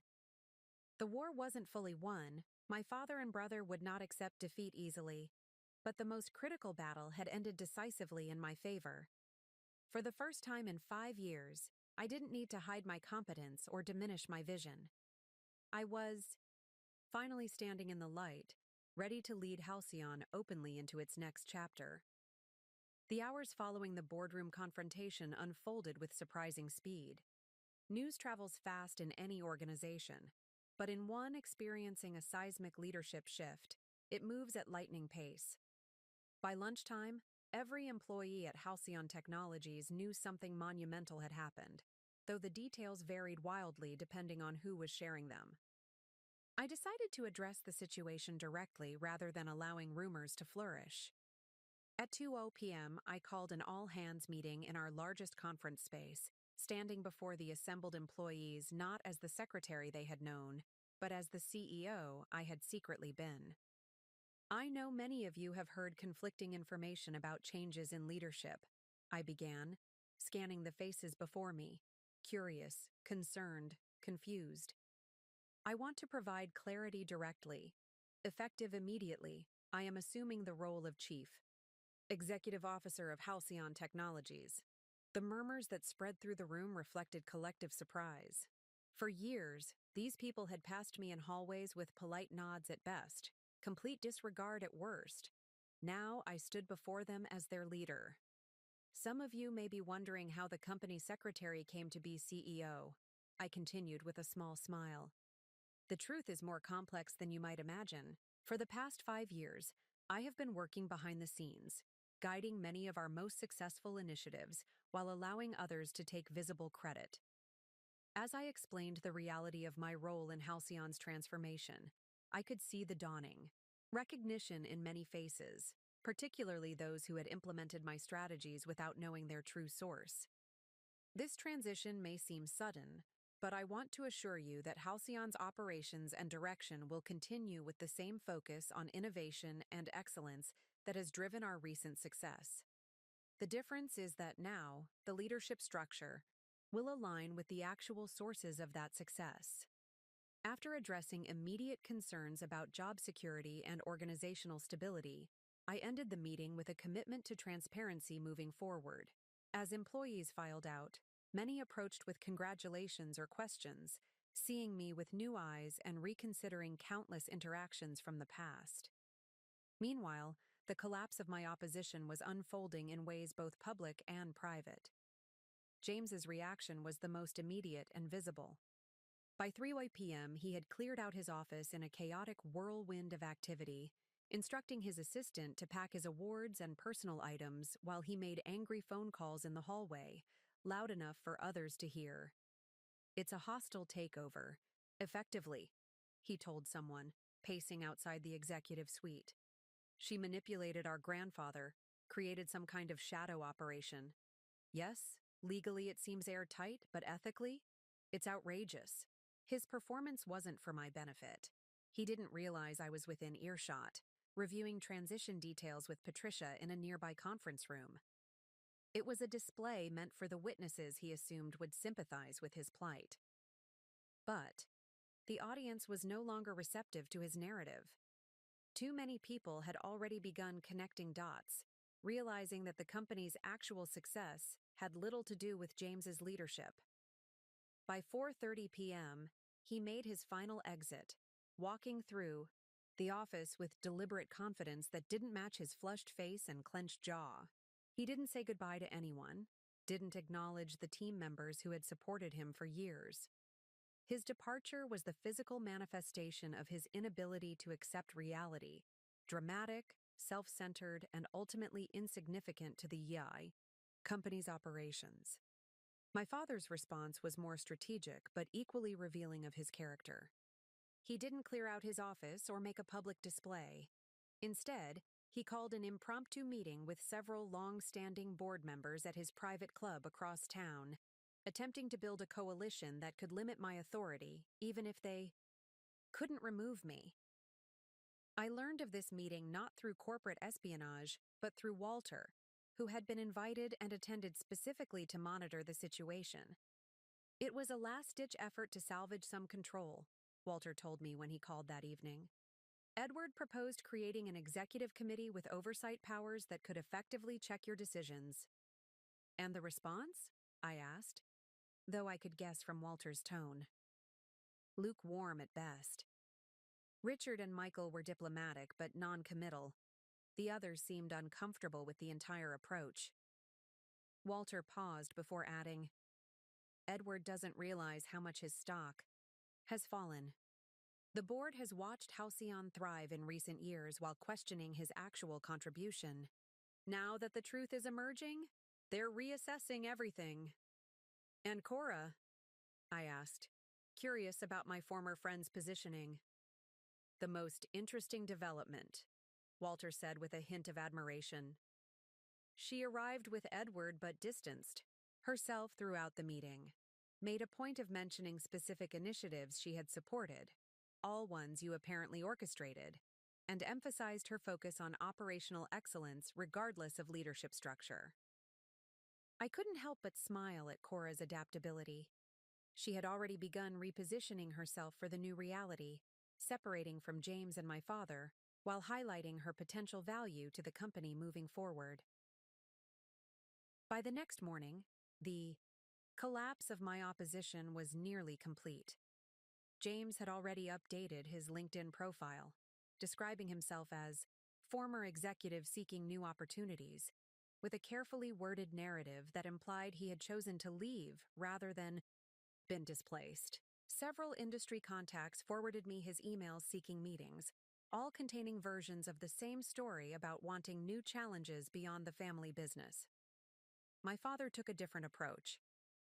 At 9 a.m. sharp, his assistant, not me for the first time in 5 years, requested a meeting in his office.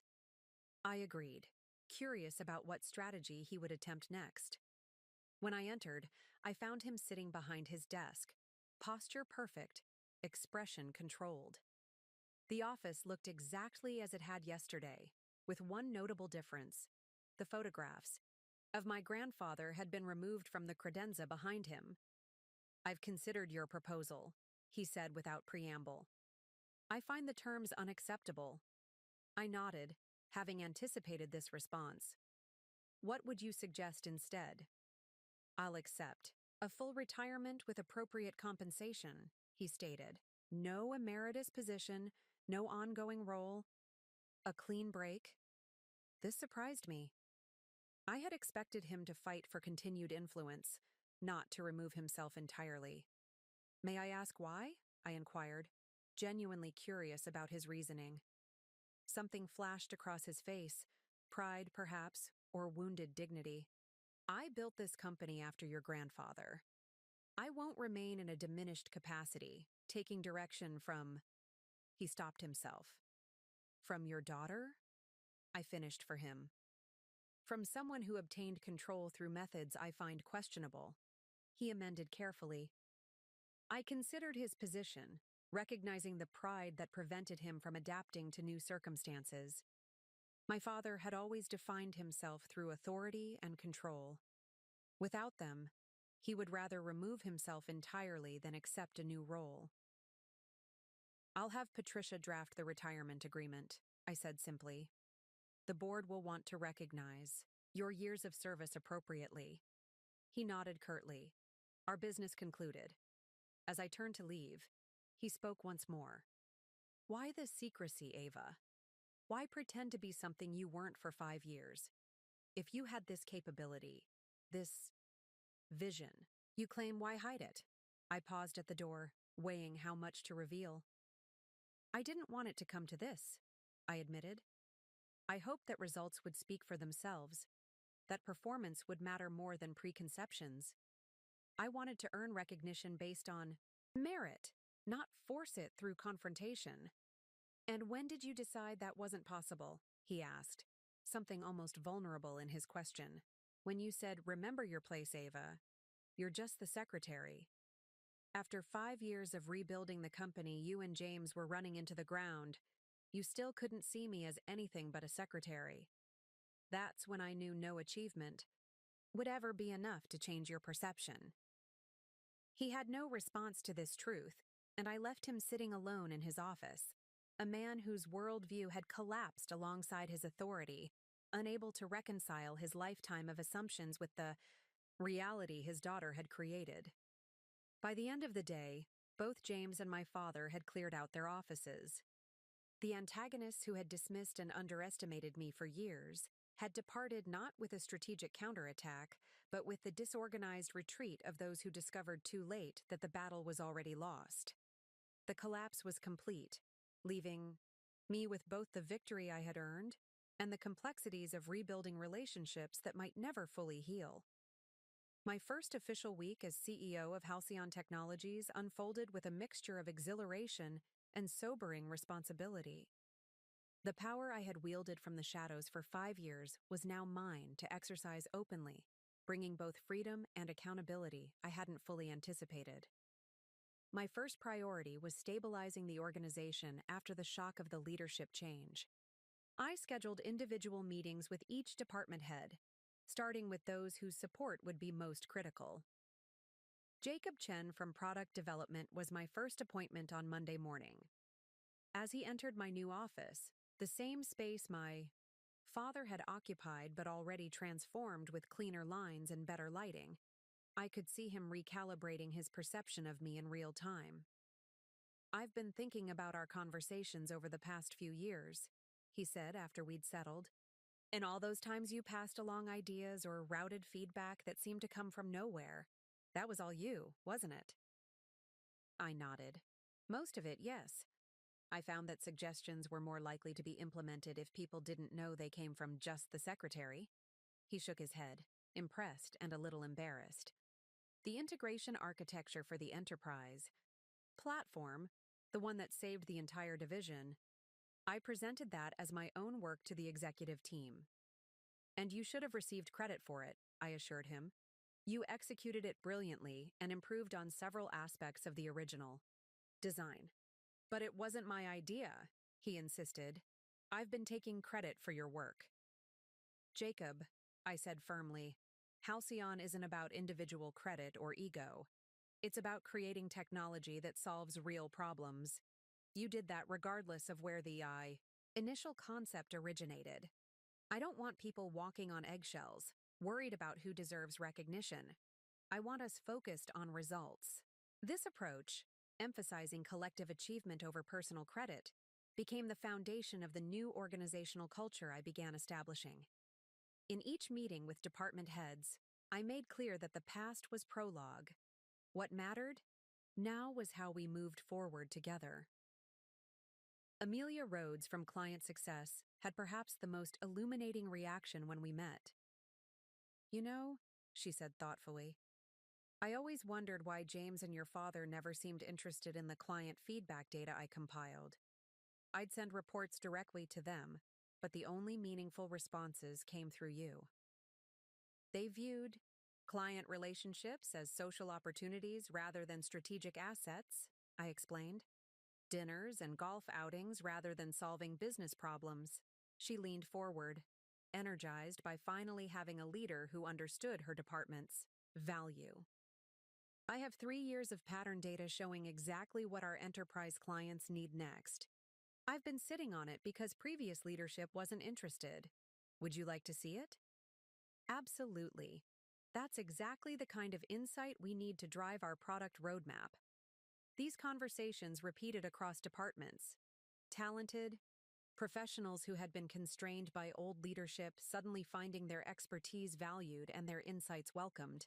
The collective energy was palpable as people realized they could finally work openly with a CEO who understood both the technology and the business. My meeting with Cora Matthews, however, presented unique challenges. Her strategic pivot away from James and my father had been swift and self-preserving, but her position remained ambiguous. As the newly appointed COO with little organizational history at Halcyon, she existed in a professional limbo. She arrived precisely on time, dressed impeccably as always, her expression carefully neutral as she took a seat across from me. "I imagine you're reconsidering my role," she began pragmatically, never one to avoid difficult conversations. "I'm reconsidering everyone's role," I replied, "including my own. The question is, where you best fit in the Halcyon I'm building." "And where is that?" she asked directly. I studied her, the former friend whose ambition had led her to align with my brother despite knowing his limitations. Her talent was undeniable, her business acumen sharp. The question wasn't capability, but trust. "That depends," I said. "Are you here because you believe in what Halcyon can become, or because it was the most advantageous career move at the time?" Her smile was slight but genuine. "Both, obviously. I've always been transparent about my ambition." "Yes, you have," I acknowledged, "and I respect that more than false modesty or pretended loyalty." "So where does that leave us?" she asked. "I need a COO who understands operations and can execute efficiently," I stated. "Someone who complements my strategic focus with tactical excellence. Your experience at Vertex demonstrated those capabilities." "But," she prompted, sensing the unspoken reservation, "but I need to know you're committed to Halcyon's success." not just your own advancement. The two should align, but when they conflict, I need to trust your priorities. Cora considered this, then nodded slowly. Fair enough. I propose a 6-month trial period. Judge me by results and demonstrated loyalty, not promises or past affiliations. Her directness was refreshing, and her proposal practical. Agreed. 6 months, with clear performance metrics and expectations on both sides. As she stood to leave, she hesitated. For what it's worth, Ava, what you did these past 5 years, rebuilding the company from within while being dismissed as just the secretary. It's extraordinary. I'm not sure I would have had the patience. It wasn't patience, I corrected her. It was strategy. Sometimes the longest path is the most effective one. With the senior leadership team stabilized, I turned my attention to the broader organizational structure. The old Halcyon had been hierarchical, bureaucratic, and resistant to change. The new Halcyon would be flatter, more agile, and innovation-focused. Eliminated 3 layers of middle management that had served primarily as information gatekeepers. I created cross-functional teams aligned around client needs rather than internal reporting structures. I implemented a direct feedback system that allowed ideas to flow upward without being filtered through political considerations. The most significant change, however, was establishing the Innovation Council, a rotating group composed of members from every level and department, given resources and authority to pursue promising ideas regardless of source. This institutionalized what I had done informally for years, identifying valuable concepts and creating paths for implementation outside traditional channels. By Friday afternoon, the transformation was well underway. Employees who had been constrained by old structures were embracing new freedoms. Teams that had worked in isolated silos were collaborating across boundaries. The energy in the building was electric, the unmistakable buzz of people who finally felt empowered to do their best work. That evening, I sat alone in my office, reviewing the week's progress and planning next steps. A soft knock interrupted my thoughts. It was Walter, stopping by before heading home. "Quite a week," he observed, settling into the chair across from me. "Just the beginning," I replied, sliding a folder across to him. "I'd like your thoughts on this restructuring of our R&D investment strategy." He glanced through it, nodding appreciatively. Very much in line with what Clarence would have wanted, balanced between short-term needs and long-term vision. He closed the folder and looked at me thoughtfully. "He would be proud, you know, not just of what you've accomplished, but how you've done it." "I hope so," I said quietly. "Any word from Edward or James?" he asked. "Father's retirement agreement is being finalized. James has been approaching our competitors, apparently positioning himself as having insider knowledge of our operations." Walter shook his head. "Predictable, but disappointing." "Patricia is handling it," I assured him. A gentle reminder about his non-disclosure obligations seems to have cooled those conversations. As Walter left, I moved to the window overlooking the city lights beginning to twinkle in the early evening. The new order at Halcyon was taking shape, not as a rejection of its history, but as an evolution of its founding principles. My grandfather had built this company to solve problems through technology innovation. My father had maintained it as a source of status and traditional success. Now it was my turn to lead it into a future that honored its origins while embracing new possibilities. The secretary who had been dismissed and underestimated was now defining the rules of engagement, setting the priorities, and establishing the culture. The new order wasn't about revenge or even vindication. It was about finally allowing Halcyon to become what it was always meant to be. A company where merit outweighed tradition, innovation trumped comfort, and results mattered more than appearances. The transition was far from complete, but the foundation was firmly in place. Halcyon was mine now, not just in legal ownership, but in operational reality and organizational culture.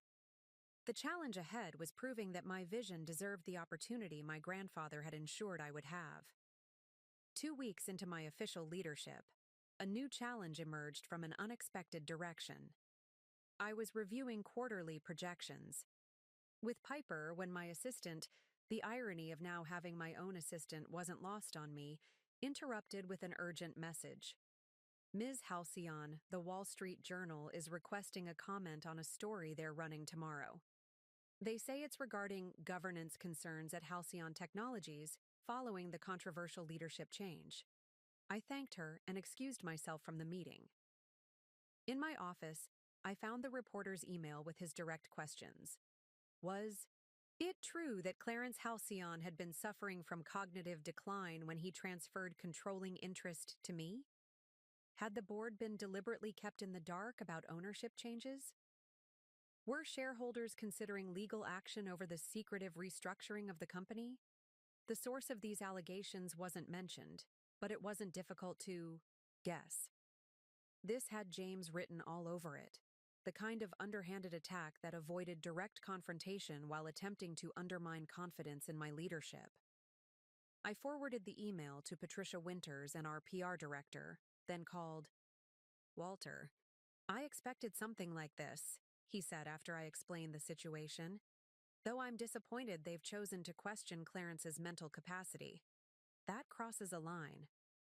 Do we have documentation of grandfather's cognitive state during that period? I asked. Better than that, Walter replied. We have video. Clarence insisted on recording the signing of all major documents in his final year, specifically to prevent these kinds of challenges. He was quite clear about his reasoning and intentions. This was news to me. Where are these recordings now? In the corporate archives. I'll have them sent to Patricia immediately. The escalation had begun, but I was more prepared than my opposition realized. While they were attacking through insinuation and anonymous sources, I had facts, documentation, and witnesses. Within an hour, I convened a response team consisting of Patricia, our PR director, Walter, and 2 board members with strong media relationships. By evening, we had crafted a comprehensive strategy. Patricia provided the journal with medical documentation of my grandfather's cognitive health, signed by 3 separate specialists who had evaluated him specifically to prevent future challenges. Walter offered to be interviewed on the record about Clarence's decision-making process and explicit intentions.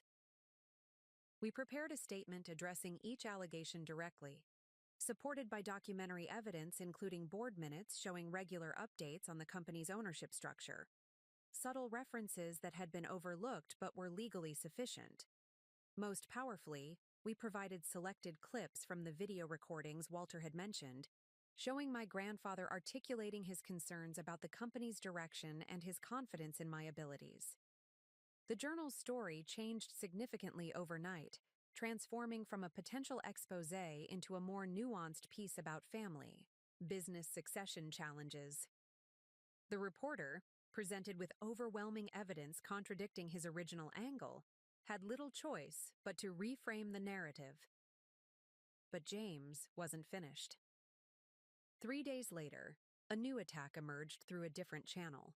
An industry blog published an insider account, claiming that Halcyon's recent successes had been exaggerated through creative accounting, and that the company faced significant, undisclosed technical challenges. Again, no named sources, but the details pointed to information only James would have had access to, though significantly distorted. This required a different approach. Rather than responding directly to the allegations, which would only generate more attention for the blog post, I decided to demonstrate our actual technical capabilities and financial stability through action rather than words. I accelerated. The announcement of our new enterprise security platform, a major innovation that had been in development for months and was nearly ready for market. The timing hadn't been ideal, but circumstances demanded a show of strength. The product launch was scheduled for the following week, with invitations to major clients, industry analysts, and media. Rather than the typical executive presentation, I structured the event around actual technical demonstrations led by our development team, with Jacob Chen prominently featured as the project lead. The morning of the launch, however, brought a new complication. One of our largest clients called in a panic, having received an anonymous email warning them about critical security vulnerabilities in our existing platforms, allegedly from a concerned former executive. This crossed the line from annoying to potentially damaging.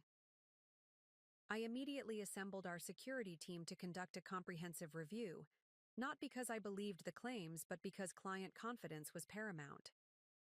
By midday, they confirmed what I already knew. Our security protocols were solid, with no evidence of the vulnerabilities described in the email. Rather than hiding this incident, I addressed it head-on at the beginning of the launch event. Some of you may have received concerning information about our platforms this morning, I acknowledged to the assembled clients and media. I want to address this transparently. Yes, a former executive has been making unfounded claims about our technology. No, these claims have no basis in fact, as our security audit today confirmed. I paused, making eye contact with key clients. But I understand that in today's environment, trust must be earned continuously. That's why we're taking an unprecedented step today. I gestured to our chief security officer who joined me on stage. We're announcing the Halcyon Security Transparency Initiative. Beginning next month, we will undergo quarterly third-party security audits, with results shared directly with our clients. Additionally, we're establishing a bug bounty program with significant rewards for identifying legitimate vulnerabilities. The room's energy shifted perceptibly. What had begun as a defensive position against James's attacks had transformed into an industry-leading commitment to transparency that positioned Halcyon at the forefront of security accountability. The product demonstration that followed was flawless, with Jacob and his team showcasing innovations that clearly demonstrated our technical leadership. By the end of the event, the earlier concerns had been replaced by genuine enthusiasm for both our technology and our approach to client partnership. As attendees mingled afterward, I overheard one CIO tell another, "This is night and day compared to the previous regime. Remember those product launches that were all buzzwords and no substance? This team actually understands what they've built." That evening, I received an unexpected call from Amelia in client success. "I thought you should—" "No," she said. "3 clients who received those warning emails called today to increase their contracts.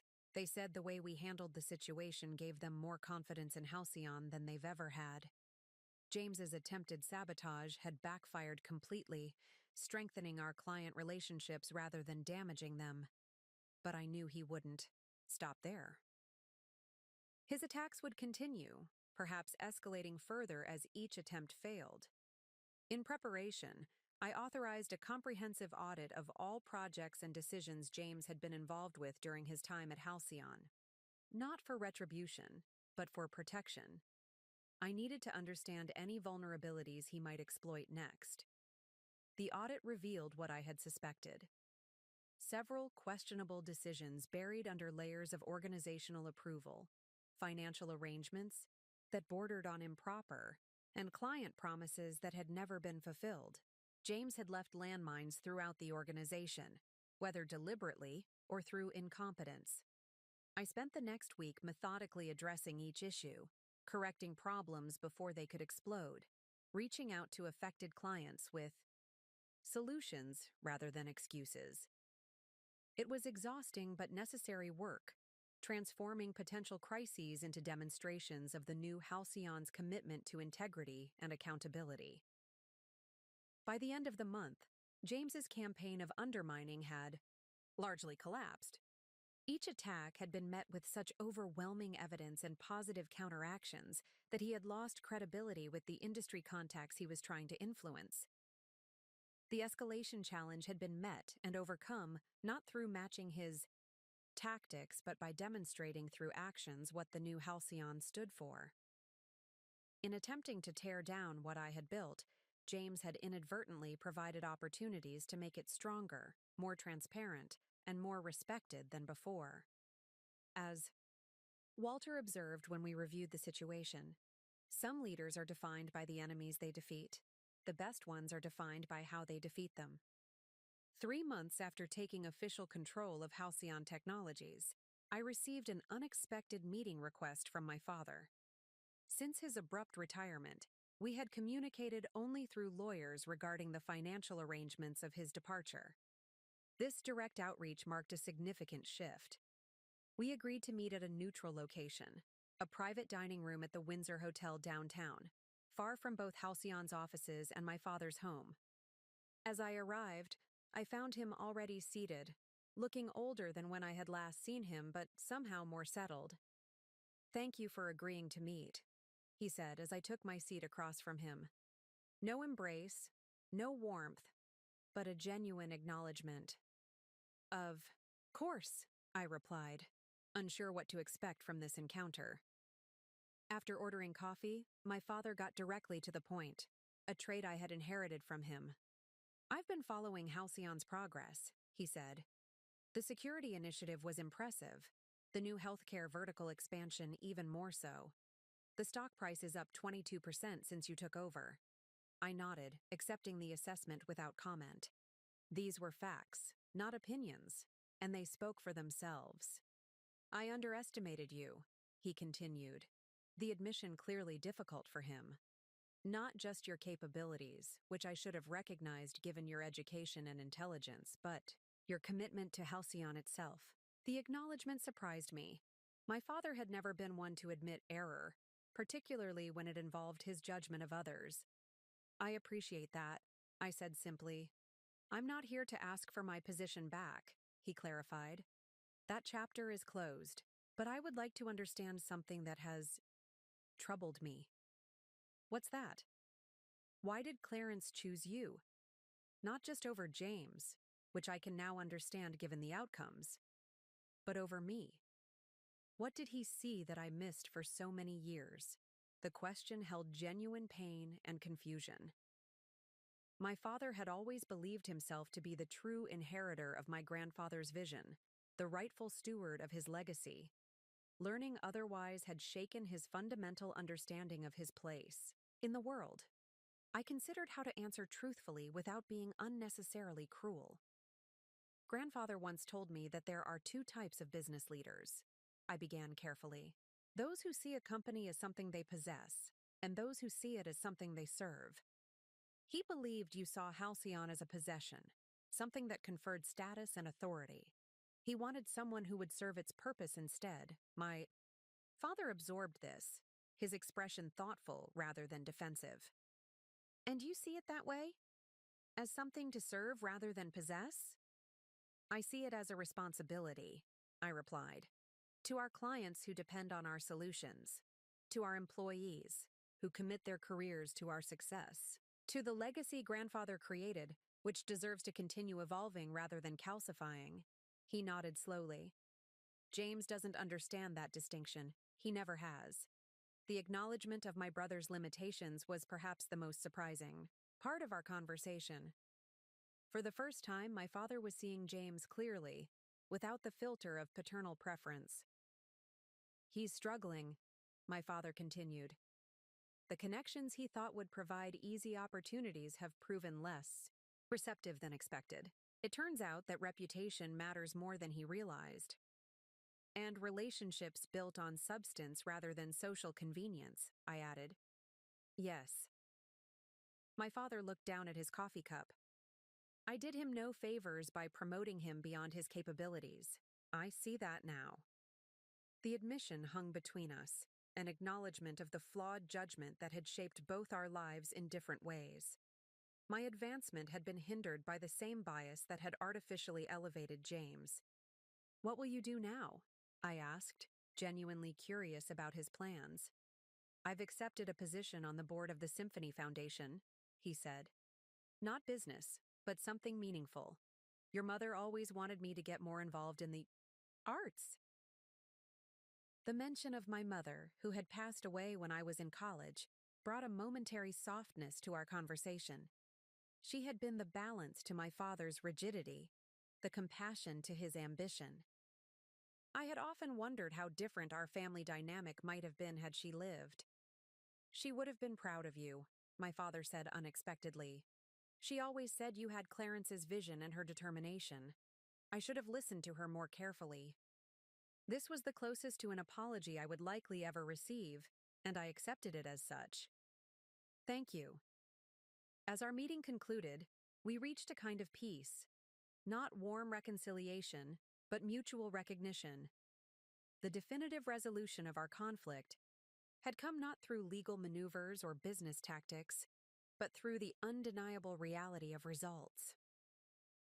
My father stood to leave, then paused. Halcyon means peaceful or tranquil in Greek. Clarence chose the name deliberately, believing that technology should bring calm to complexity. "You're honoring that vision better than I did." With those words, he departed, leaving me with the realization that some victories don't feel like triumphs, but like the quiet settling of things into their proper place. The definitive resolution wasn't just about who controlled Halcyon. It was about validating the vision that had guided me through years of patient work and calculated patience. My grandfather had been right all along. Halcyon's true strength wasn't in power or position, but in purpose. And that purpose was now secure in the hands of someone who understood it completely. 6 months after taking official control of Halcyon Technologies, I stood at the floor-to-ceiling windows of my office, watching the sunset paint the city skyline, in gold and amber. The view was the same one my father and grandfather had gazed upon, but what I saw was fundamentally different. Not just a landscape, but a future unfolding. The transformation of Halcyon under my leadership had exceeded even my own expectations. Our market valuation had increased by 40%. Our client retention rate had reached an unprecedented 97%. Our innovation pipeline was filled with promising technologies that would shape industries for years to come. But the most meaningful changes weren't reflected in metrics or stock prices. They lived in the culture that now defined us.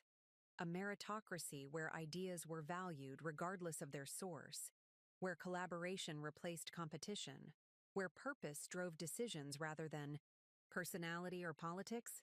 I thought about the journey that had brought me here. 5 years of working in the shadows, building influence without recognition, transforming systems without credit.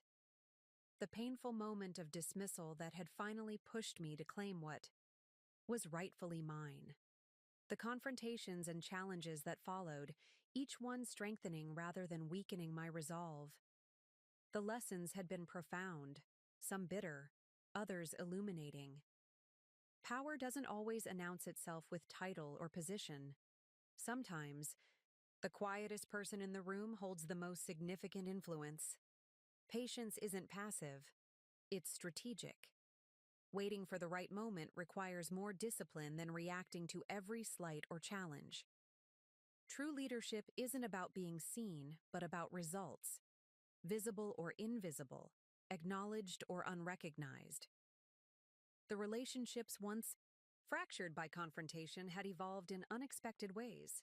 My father and I maintained a distant but respectful connection, meeting occasionally for brief conversations about Halcyon's progress. James had finally found a position better suited to his actual talents, heading public relations for a mid-sized firm where his social skills and presentation abilities were assets rather than substitutes for deeper capabilities. Cora had surprised everyone by proving herself invaluable as COO, her ambition channeled productively into operational excellence once she recognized that performance rather than politics would determine her advancement. Most importantly, I had found my authentic leadership voice, no longer hiding my capabilities or diminishing my vision to accommodate others' expectations.